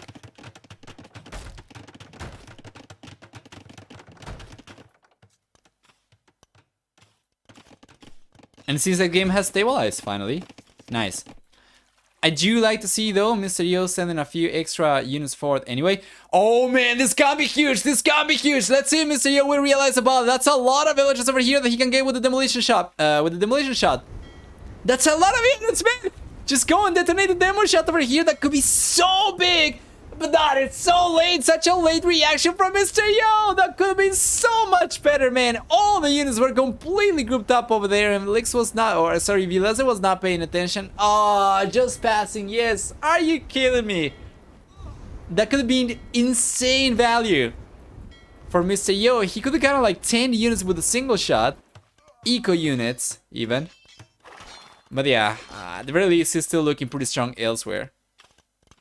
If we take a look at this economy, he's got the trade workshop plus 4 TCs. That's going to be 4.5 TCs worth of villager production potential. And then we have 2 docks over here, which is great. And yeah, the demolition ship's still here. And then on the left-hand side, we do have 3 TCs for Vileza, plus a trade workshop, plus 1 dock only. 2 docks, actually. So it's going to be a little bit better for Mr. Yo still. And he does have significantly more units. He's going after the Imperial so much faster as well. 106 workers compared to 72. How did Lix lose the workshop while having a TC there? He might not have had a unit by the workshop. But yeah, at this point it's not going to matter too much. And unbelievable, guys. People betting for White Wolf Palace are actually probably going to end up winning this one. Well, there is certainly a possibility. Mr. Yo is making a switch for Camel Archers right now as well. He's got the castle. It's going to be the first player in the Imperial Age as well, which means Bracer, means Chemistry, probably Elite Camel Archer and Conscription as well. With the second castle coming up, his army is going to get very strong very fast. He's even taken on the TC already with 5 ships because there is nothing for Rubenstock to defend this with at all. If he loses this TC, he does not have another TC and he does not have the stone to go for another TC either. You cannot sling a player that's in the same age. You can only sling a player that's in the dark or field ages if you are in the castle age yourself, or you can sling unrestrictedly. Unrestricted, is that even a word? Once you get to the Imperial Age. You can sling in an unrestricted manner once you get to the Imperial Age, right? So yeah, Rubenstock and company are kind of screwed over here a little bit in that regard if he cannot get access to stone himself, which he does have access to. You just gotta go and take it. He won't really be able to go for any extra TCs, and right now he's got 0 TCs. Meanwhile, Vileza on the other hand has got the 4 TC coming up. He's got a castle coming up right next to Lix's TC as well. So yeah. Help me, I'm colorblind. Is there a lot of fish still in the water? Not really. No, there isn't a whole lot left.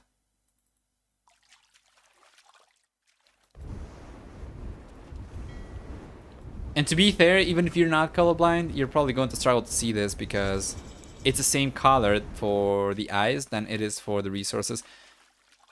So one thing that you can do to try and see which ones are fish and which ones are patches of ice is that fish are only one tile.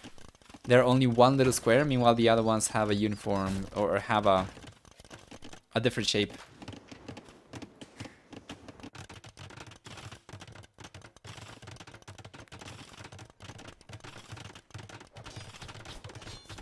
Have an irregular shape. Okay, there we go. So the little squares are fish, and the irregular shapes are patches of ice.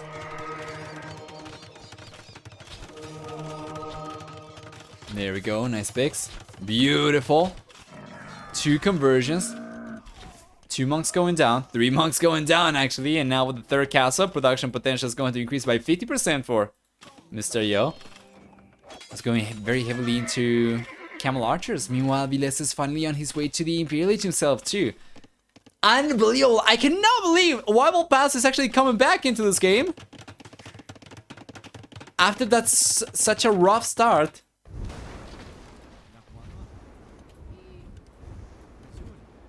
Yeah.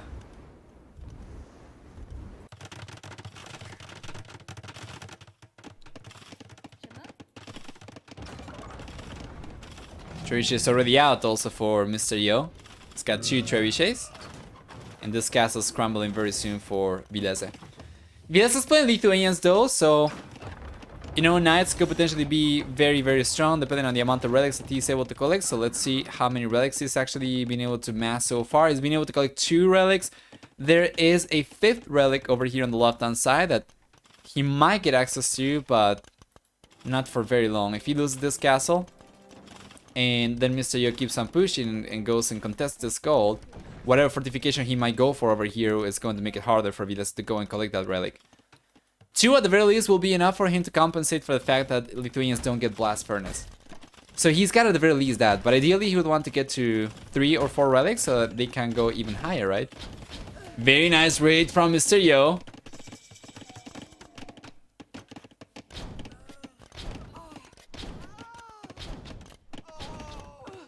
He has more villages than the whole other team combined almost. Yeah. You talk about little squares, I barely see the big patches of ice. Okay. It's fair enough.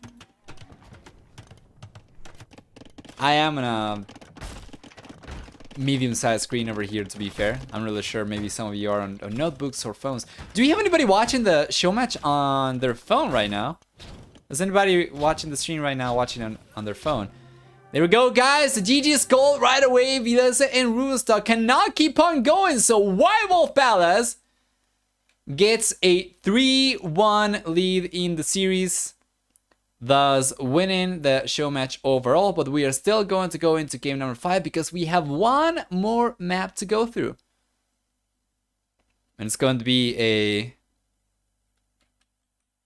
a brand new map as well, which I'm pretty happy about. And I gotta be honest, the Oceania map that I'm about to show you is one of my favorites from all the submissions as well. That's also a map or a region that we, for the most part, all agreed with. We didn't really have to resolve too many differences. Everybody liked the Oceania map as well, so I'm going to show it to you in a moment. But let's take a look at this. It's going to be then for economy, a stronger economy for Wild Wolf Pass compared to Suomi. We take a look at society. On the other hand, we're going to have a stronger eco count for Wild Wolf Pass as well. Not at the very beginning, because of the workshop, it was looking so much better for Suomi, but then Wild Wolf Pass was able to catch up and eventually surpass Suomi for worker count towards the Castle Age. And Mr. Yo absolutely clutched it up over here. I mean, check this out. Amazing. Yeah, they were able to keep up in terms of economy as well, despite being behind in worker count for the most part. And I imagine some of that's probably due to Rubenstock going forward with so many villagers and not really taking advantage of the extra villas too much. But yeah, let's go back. There we go, guys. Welcome everyone then to game number 5. The final one in the show match. What do we get? On the left-hand side, Runestock's playing with Italians. Vilas is playing with Malians. On the right-hand side, we have Mr. Yo playing with Lithuanians on the right over here. And then towards the south, we have Lex playing with Ethiopians. So what does it mean? Starting on the left-hand side, Vilas playing with Malians will get a 15% discount on wood for buildings. He's going to have also a 1 extra Pierce armor on barracks units per age starting in the field age, so they can go up to +3 in the Imperial age without having to research anything from the blacksmith. On top of that, we'll also have for Malians 30% longer lasting golds, which is pretty interesting. And for the team bonus, their universities are going to work 80% faster. Rubenstock, on the other hand, playing with Italians, will get a 15% discount on fishing ships, a 15% discount to go up to the next stage. As well as a 20% discount on... Let's check. Beautiful. As well as a 20% discount on gunpowder units. 33% discount on university and dock upgrades. And for the team bonus, they provide access to condottieri from the barracks in the Imperial Age. Mr. Yo playing with Lithuanians is going to have 150 extra food upon start in the game.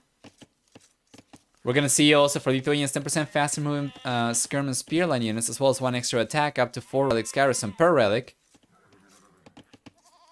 on knights and light chair line units. As for the team bonus finally then, we'll also see for... Let's see. Yeah, for the team bonus, we'll also see for Lithuanians 30% faster working monasteries. Now, Lix on the other hand, playing with Ethiopians, will get 18% faster attacking archers, as well as 100 extra food and 100 extra gold upon reaching a new age. So plenty of extra resources for free for White Wolf Palace. And then on top of that, there is also for Ethiopians over here the pikeman upgrade for free, and for the team bonus, they'll also get access to 3 extra line of sight and outposts and towers.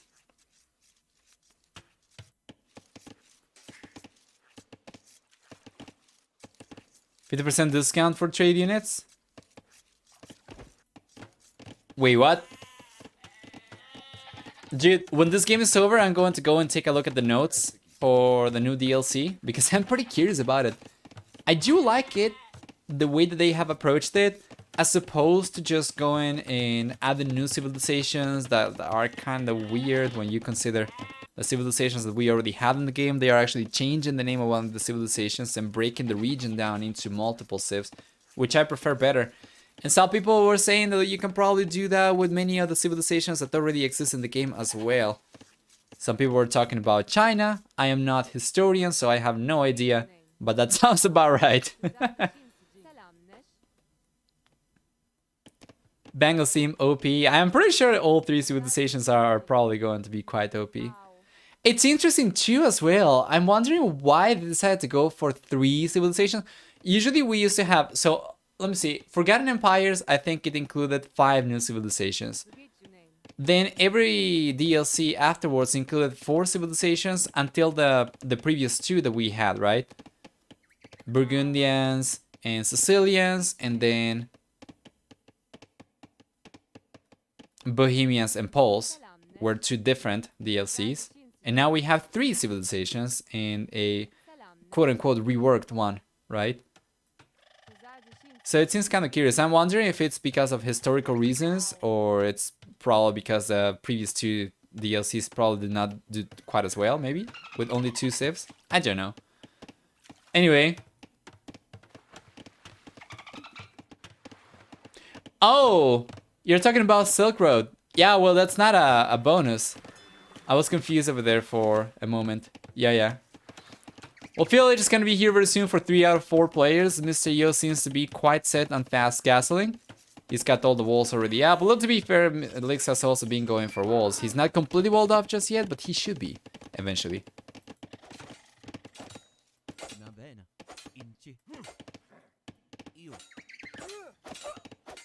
Here we are. Nice.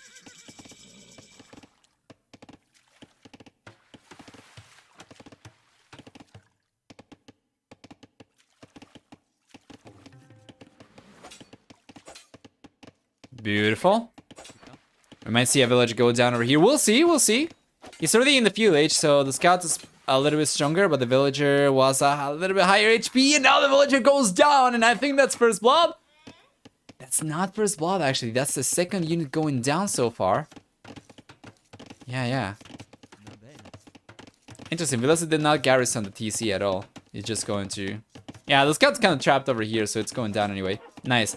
There is a sneaky dog coming up from Rubenstock over here. He already was able to get one up, so he's going for the second sneaky dog, and this could be really good. Mr. Yo's been relying on fishing ships quite a bit, and of course, we have a sneaky dog over here for Licks as well, so the players are going for sneaky dogs each. We already had the dogs out for Licks, so he's got a few galleys already out, which is great, and now we don't really have too many fishing ships at all for Suomi. We have only 3 from Rubenstock, and probably that's not going to be the case for much longer, while Wild Wolf Palace, on the other hand, they still have 8, and that's going to be the case until we see some galleys or something come out over here from Rubenstock. So he's going for fire galleys, but now Mr. Yo's got into the field age. So what is the plan? He's got to click out to the castle age, and then once he realizes about this, he's going to have to go for his own navy units as well.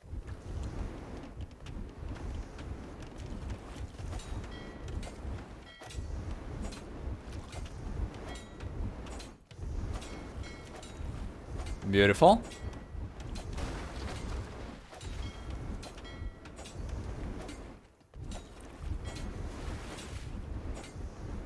Yeah, Mr. Yu is not... Okay, now he's reacting.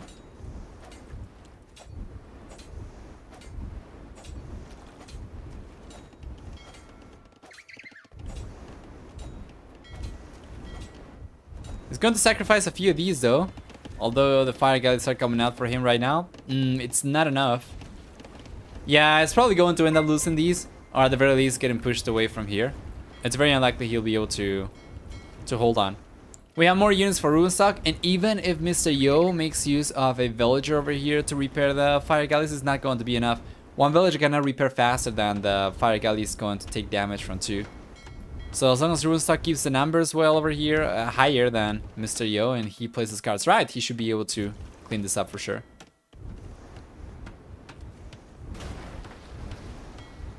He brought the weak fire galley back, but he doesn't really have a villager at hand to repair. He's going for a 3rd dock.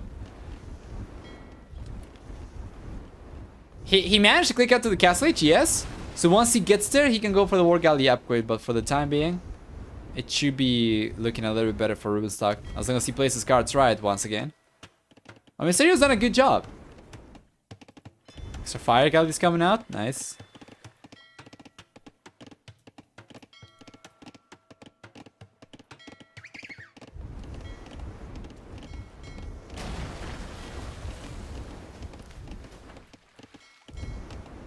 There we are.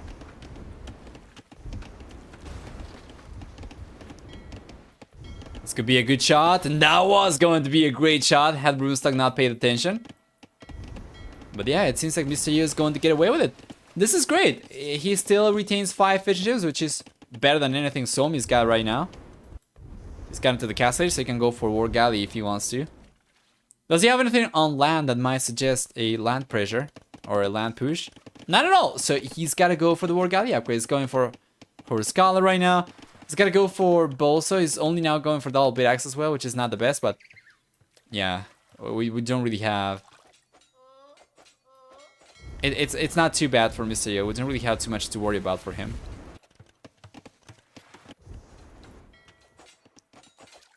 Not going for war galley just yet. Meanwhile, Viles is going after the castle age himself so much later compared to Mr. Yo. The fact that the village count's still higher for Wild Wolf Pass speaks volumes about their position currently. Yeah, the 5 fishing ships over here are actually clutching it up quite a bit. There we go. Now the war galley upgrade's coming up finally.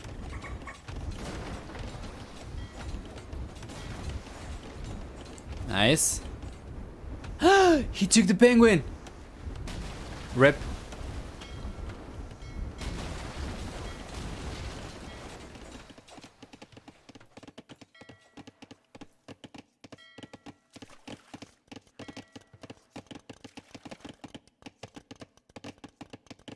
There we go. Gaslight is going to be here very soon for Licks as well. I should be able to click up significantly faster compared to Rubenstock, which is very interesting. So it's going to put Wild Wolf Pass in a much better spot. And this is despite Lick's going for, you know, plenty navy over here. It's got some galleys coming back to help defend Mr. Yo. Mr. Yo's got the war galley upgrade already, so he can go for fire ships. He's got demolition ships as opposed to demolition rafts, and yeah, Lick's is probably going to end up getting pushed away from here. Can't really do too much given the HP of these units. But anyway, Mr. Yo should be able to hold on his own just fine. He's got a second TC already up, and he's got a third TC coming up. Meanwhile, Lix is already on his way to the Castle Age, and only now Vilese has hit the Castle Age as the first player from Suomi to do it.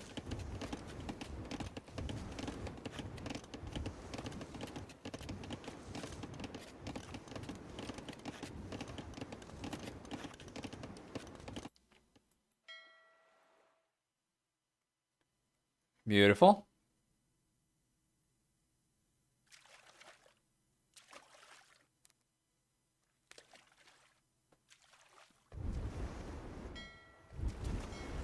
There you are, that's a great shot. Now the fire ships will dominate. Another demolition ship coming here. Another one. Another fire ship. And that is not the best shot, gotta admit. But these fire galleys left from Runestock are not going to be the highest HP ones. It's still a matter of production. That's the one thing that Mr. is struggling with right now. Because he's gone for extra TCs right away, it's kind of hard for him to keep on producing Navy. But it's fine. The thing is, even if he stops going for Navy units... Oh wow, there's a line over here from Lix, which is really nice. This is one of the things that I really liked about this map.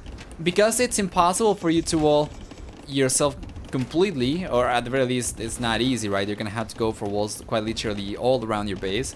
This leaves the door open for landings, and that was a very, very nice initiative from Lix, but Rubenstock realized about it right away. Meanwhile, Viles is trying to put pressure forward himself. But yeah, the thing I was saying was, it doesn't really matter if Mr. Yo is unable to hold on to water anymore, because Rubenstock right now is only going to be catching up. The extra villagers that Mr. Yo has are significantly more valuable, especially because he's had a head start to the Castle Age. And, you know, he's got extra TCs to work with. Should be much, much better for them.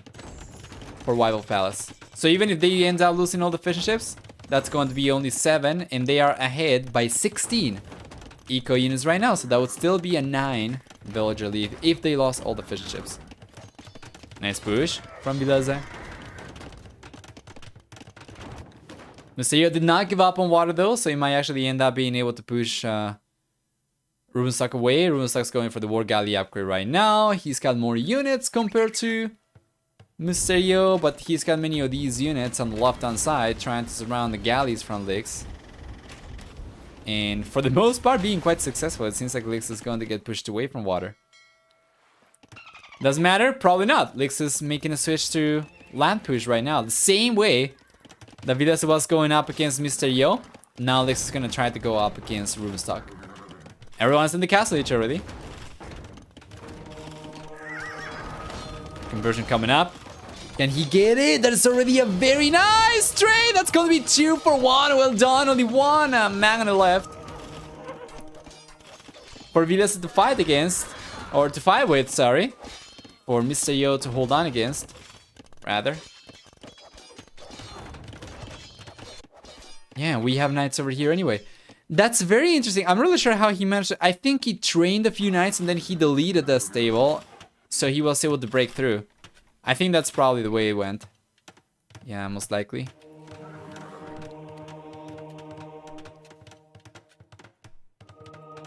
That's pretty good though. The monk's going down. Does get a conversion in the end, which is great. But now we have the monks coming in from Lix from behind as well. Stable coming up over here. Man, all this pressure against Rubenstock, so much harder to hold on for Rubenstock compared to Mr. Yo. Mr. Yo at the very least he had extra TCs. Now he's got a castle coming up. He's not lost a single TC just yet. And this castle is going to provide defenses against any castle pushes. Any Castle Age pushes rather. And you take a look at Rubenstock's base, and unlike Mr. Yo's, Rubenstock's got only 1 TC to work with, and honestly you might end up losing it very soon. So now the castle's up for Mr. Yo over there on the left hand side. I didn't really have too much over here.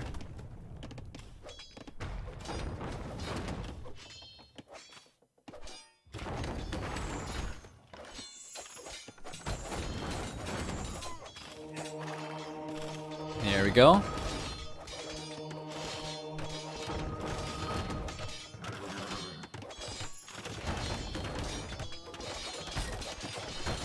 Beautiful.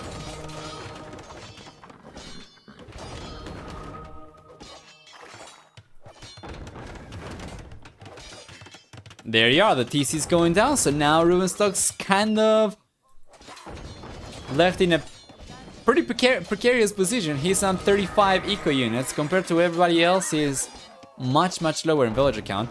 And this might be going in favor of Rival Pass as well if Rubenstock's unable to hold on over here. How do they come back? Mr. Yo ended up losing 1 TC, but he still has 2. He's got the castle over here, preventing any extra castle age pushes. And then on the left-hand side, Lix has taken this really nicely.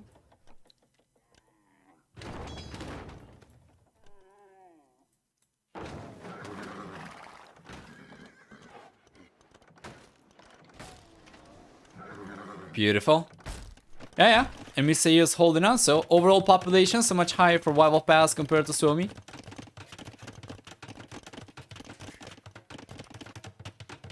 Looking pretty good.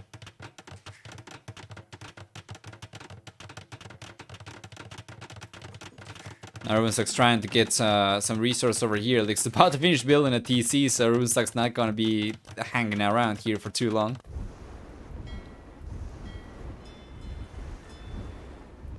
Yeah, this is pretty rough. Rubenstock realizes about it though, and he bails, which I like. And what is the plan then? Is gonna go for a TC elsewhere? Well, he's got the stone, he does not have the wood, and the problem is he's in the castle age already, so Vilese cannot slaying the bull player, and Rubenstock's gotta go for wood, so now he's going for wood over here.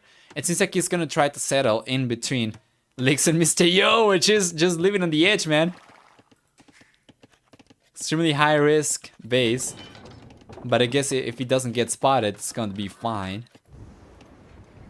It's good that he realized about the TC coming up and went away right away. Otherwise, if the TC came up and Lix realized about the villagers, he probably would have realized about the villagers going over to the southeast. We'll see. To be fair though, Lix knows that there used to be villagers over here. So he should know that the villagers have had to go somewhere, and he already has scouted most of the left-hand side on Lix's base. So I think going forward right now to see if Lix is somewhere, or to see if Rubenstock is around here, sorry, would be a good idea.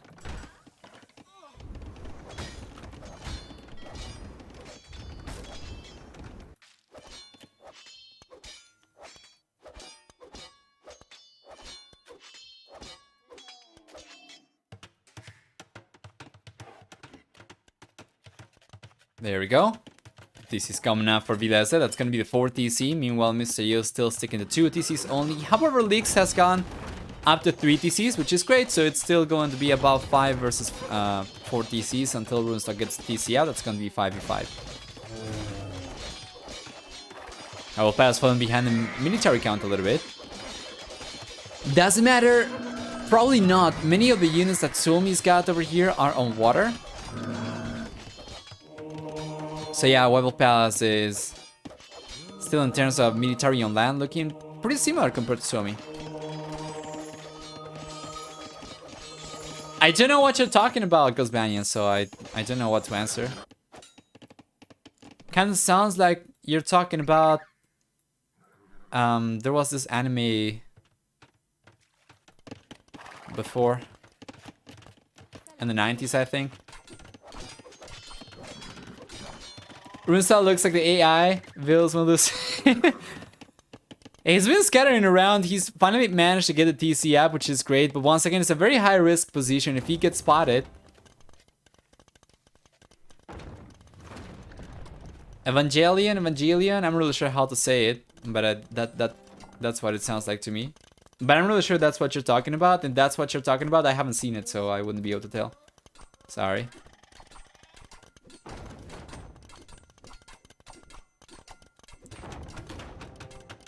There we go. Castle's coming up. Second castle for Mr. Yo. There's a counter castle coming in for Vilese. He's got camels. He's got knights coming over. Do we have anything over here for Mr. Yo to defend? Yes, sir. He's got plenty of pikes. He's just gotta pay attention and bring the pikes over. And there we go. PLH on the way for Vilese. Yes.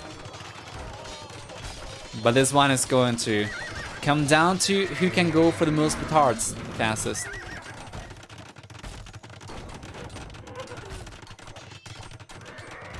There we go.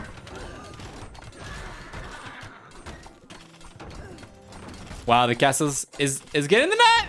Oh, it come up. It comes up just in time. He had one villager on almost no HP, and the villager was only able to build like the castle because she was at the base of Vilese's castle, so Vilese could not take the villager down. But it does come up. Almost denied. Almost denied. Now we should see petards coming out from both players, and both will go for it.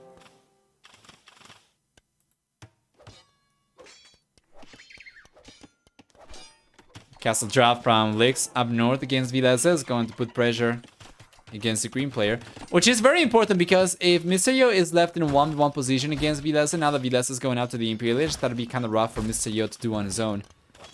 Since Runestock is still kind of recovering only, this could be an opportunity for Lix to do some damage over here to put some pressure and try to prevent Mr. Yo from straight out dying. We have some rams over here as well, which is great. That means that... Oh, we have one ram from each player actually. But that means that this should be a little bit better for Mr. Yo for sure. Yeah, the castle's going down. Check this out. The castle's going down before the trebuchet comes out. I think. Oh no. We need an... Oh, there we go. The last petard comes out. And he's able to take the castle down. Well done. Well played.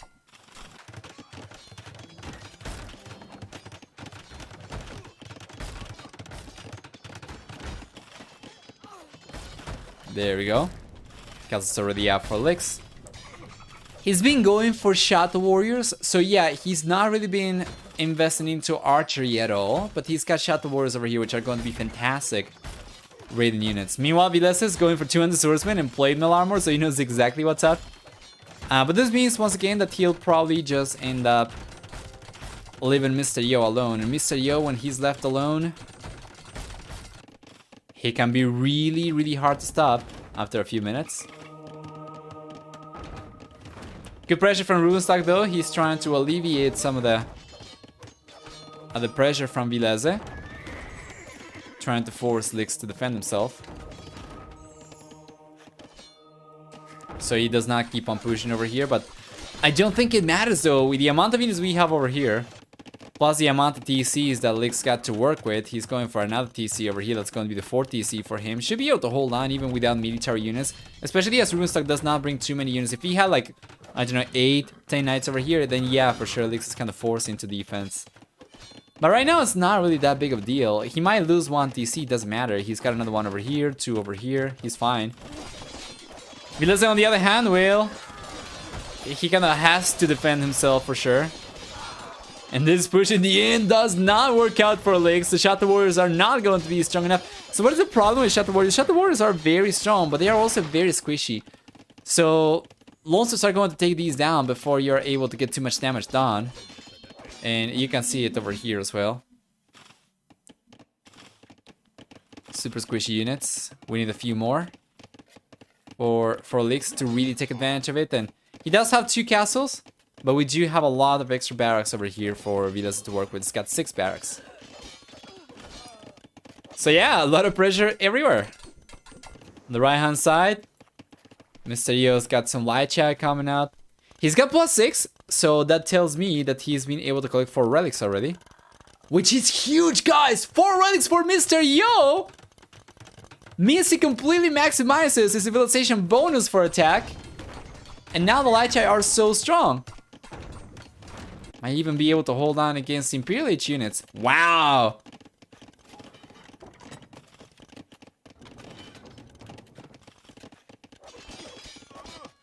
Ikakan's looking about the same for both teams, with Suomi looking just a wee bit stronger. Yeah. Yo has no gold, that is true. He ends up getting pushed away from here by the BBC. So they're gonna need to take care of Rubenstock over here and clean this up so they can go for trade. Or alternatively, he's going to need Lix to go up to the Imperial Lich and sling the crap out of him. Oh man, that's a lot of Shadow Warriors though. These do train quite fast. So 2 castles might not sound like a lot, but production's still going to be pretty strong. That DC is going down! Well done. Now he's turning around and taking the engagement against the 200 swordsman. It's going to get cleaned up over here for sure though. Yeah. And Vilas is not going for champion. Once he goes for champion, that's going to be even stronger. Now DC's coming up right away. Once again. Where are the extra Shadow Warriors? They're nowhere to be seen. And now with Vilas Stracious over here taking the castles down. This is so interesting. My lord, this map is so pretty. I just gotta admit, it's so pretty. You take a look at this and it looks like a freaking scenario. Tell me it doesn't. We have fortified stone walls, we have a castle, we have an elevation, we have stone slope, we have trebuchets on top, like a little pond over here and buildings everywhere, forests everywhere too. It's beautiful. This is like a promotional screenshot. It's amazing.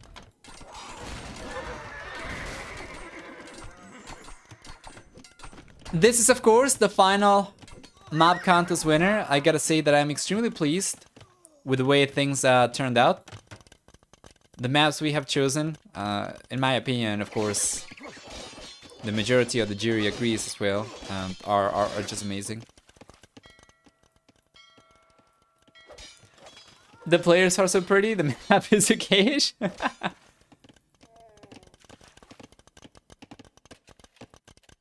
There you go, another castle's coming out for Vilese. There's one on the left hand side though. And Vilas has been a force to be reckoned with. However, Mr. Yo is finally starting to catch up. Now getting to the village means that he might be able to contest the center once again. We'll see. He's got Light Chai with +4 attack from the relics and Iron Casting as well. So if he could go for play Bard in armor, these would be completely upgraded. At the very least, without the elite lightest upgrade though.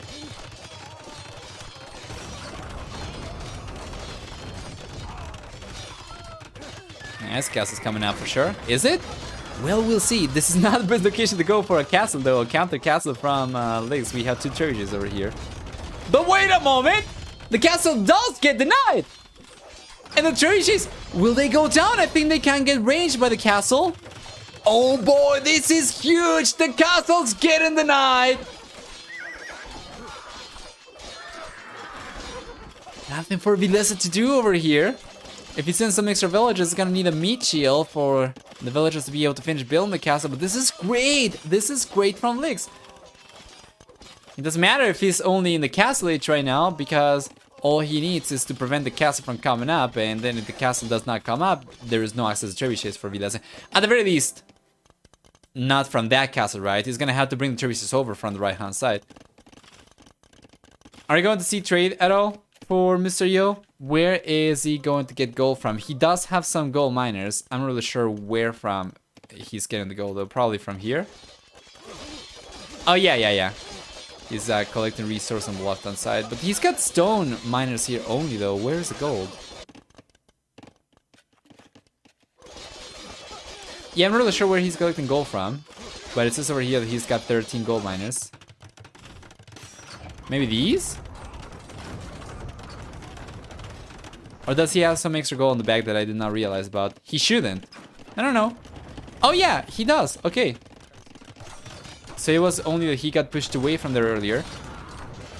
But he still has some access to gold. Well, that's very important. If he can get the castle down over here from Vilese, if he can push Vilese away from here, that should leave Wild Pass in a much better position. Right now, they are still ahead in villager and military count. Vilese, to be fair, has got significantly more units to fight with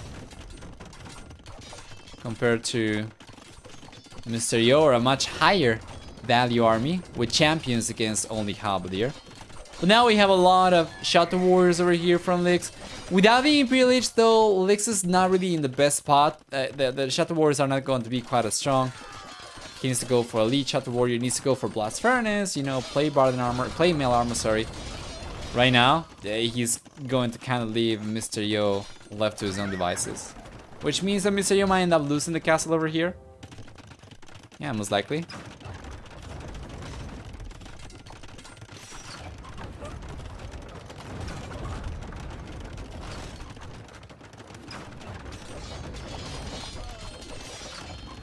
Does Vilas have the unique technology of the Malians? Are you talking about Farimba or are you talking about Tiwi? I don't think he's got Farimba. He's not been going for cavalry. And I don't think he's got... Oh, he's got Tiwi. Yeah, he's got it. Oh, wait. Does he? He doesn't. He doesn't have it. No. For the swordsman, unique technology of Malians for swordsmen. Malians? You might be mistaken this for a different civilization. Castle Age unique technology allows your TCs to shoot arrows while being unpopulated. And the Imperial Age one allows your... gives extra attack to your cavalry units. So you're probably thinking of Slavs? Slavs, they get Drugina, which gives barracks units blast radius. Nice push. Are you thinking of Malay? Malay? Probably. The Malay, they don't get the champion. But yeah, they get Horse Levy. Yeah, Malay. Okay, makes sense. Beautiful push over here from Vileza. Final Lix is going up to the Imperial Age.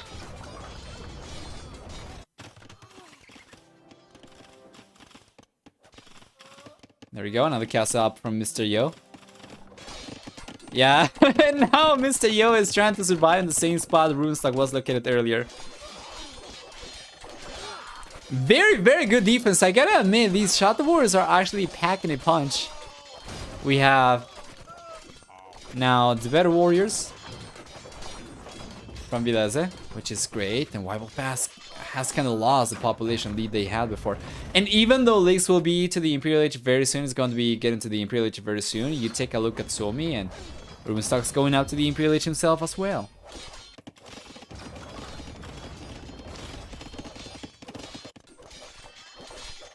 It seems like Mr. Yo basically gave up on his base. And he's got skirmishers coming out. He's got the extra TC up over here, He's got a third TC coming up. Actually, a fourth TC. He already has the third TC forward. And there we go. Castle's going down.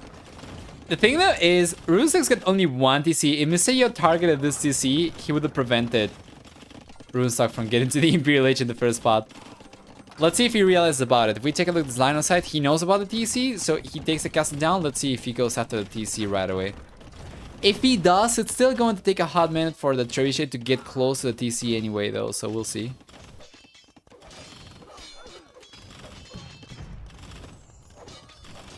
Let's check. There we go. He's going after the TC. The TC should be able to finish researching Imperial Age. Had Mr. Yo gone for it a little bit earlier, he would have been able to prevent it. Now, Vileses finally got him Farimba, so he can start going for cavalry if he wants to as well. Like, cavalry can be very, very strong. So yeah, the TC's taking some damage. Should be able to finish researching.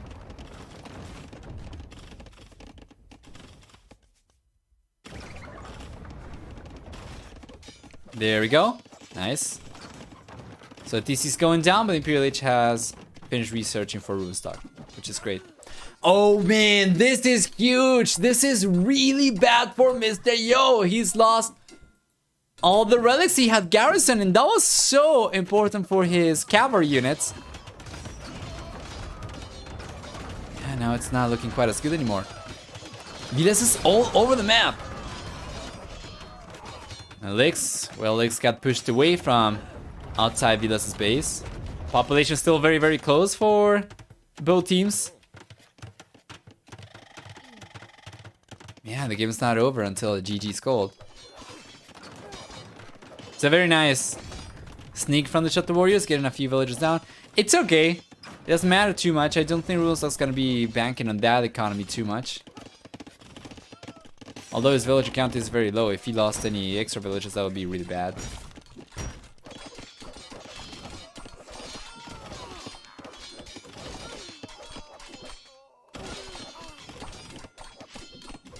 What are Zebetos good against?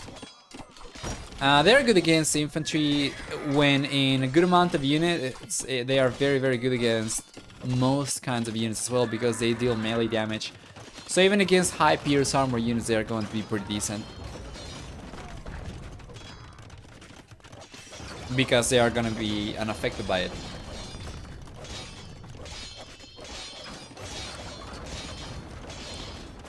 Nice push. Viles is pushing Wild Pass away from the left-hand side crossing. And this is a very, very big deal. He's already been taking advantage of all the gold on the right-hand side, all the gold in the world. And now without the left-hand side crossing, there is no access to gold for Wild Pass anymore. And because Vilese also took on Mr. Yo's base on the right-hand side, it's not gonna be possible for Wild Pass to go for trade either, even if they wanted to. At all.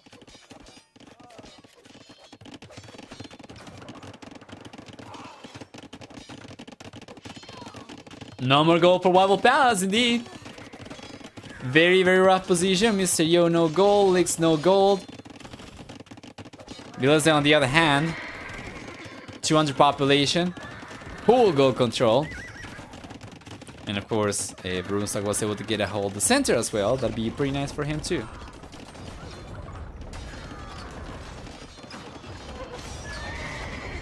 Excellent resources.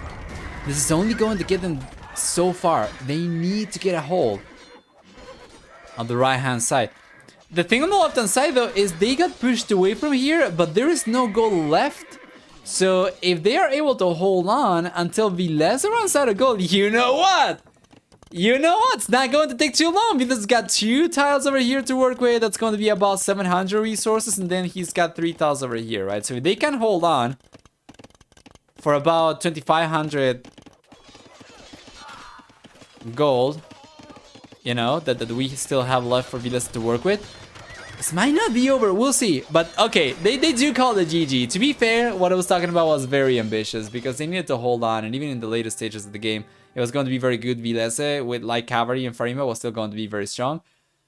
But yeah, you want to believe, and I wanted to believe in Wild Palace. Unfortunately, they do end up calling the GG, so Suomi does take this one. That's going to be 3-2 as a final score, with Wild Palace taking 3 out of 5 games in the show match. And yeah. Can you change minimap to show resources? Yeah, we can. There's only gold in the center. Over here. This is what we have left. There is a little bit of gold over here, I guess, on the left-hand side. Runestock space. But then for the most part, it was around here. We had some over here next to the castle, too. And then over here, we had some extra gold as well, so. Plus the relics that the Runestock was taking. So yeah, it was going to be rough. I wanted to believe, but truth of the matter is Suomi played this one really, really well. They do end up taking the game, so we're gonna pay the predictions after taking a look at the achievements, and then we'll take a look at what the new DLC is looking like before taking a small break before the first qualifier of the day. For military then, it's about 3-2 KD ratio for Vilese, which is great. It's absolutely fantastic. We take a look at economy on the other hand. What do we get? We're going to have a... There we go. Much stronger economy in the end for Wild Palace still. But it did not matter because Vilese was able to get the best trades. By quite a bit as well. Without access to gold. Extra food, extra wood was not going to do too much for Wild Palace. For Society, on the other hand, towards the end of the game, Suomi was able to get ahead in worker count, so Wild Palace was going to slowly but surely start losing the lead that they had. And yeah, that was going to be a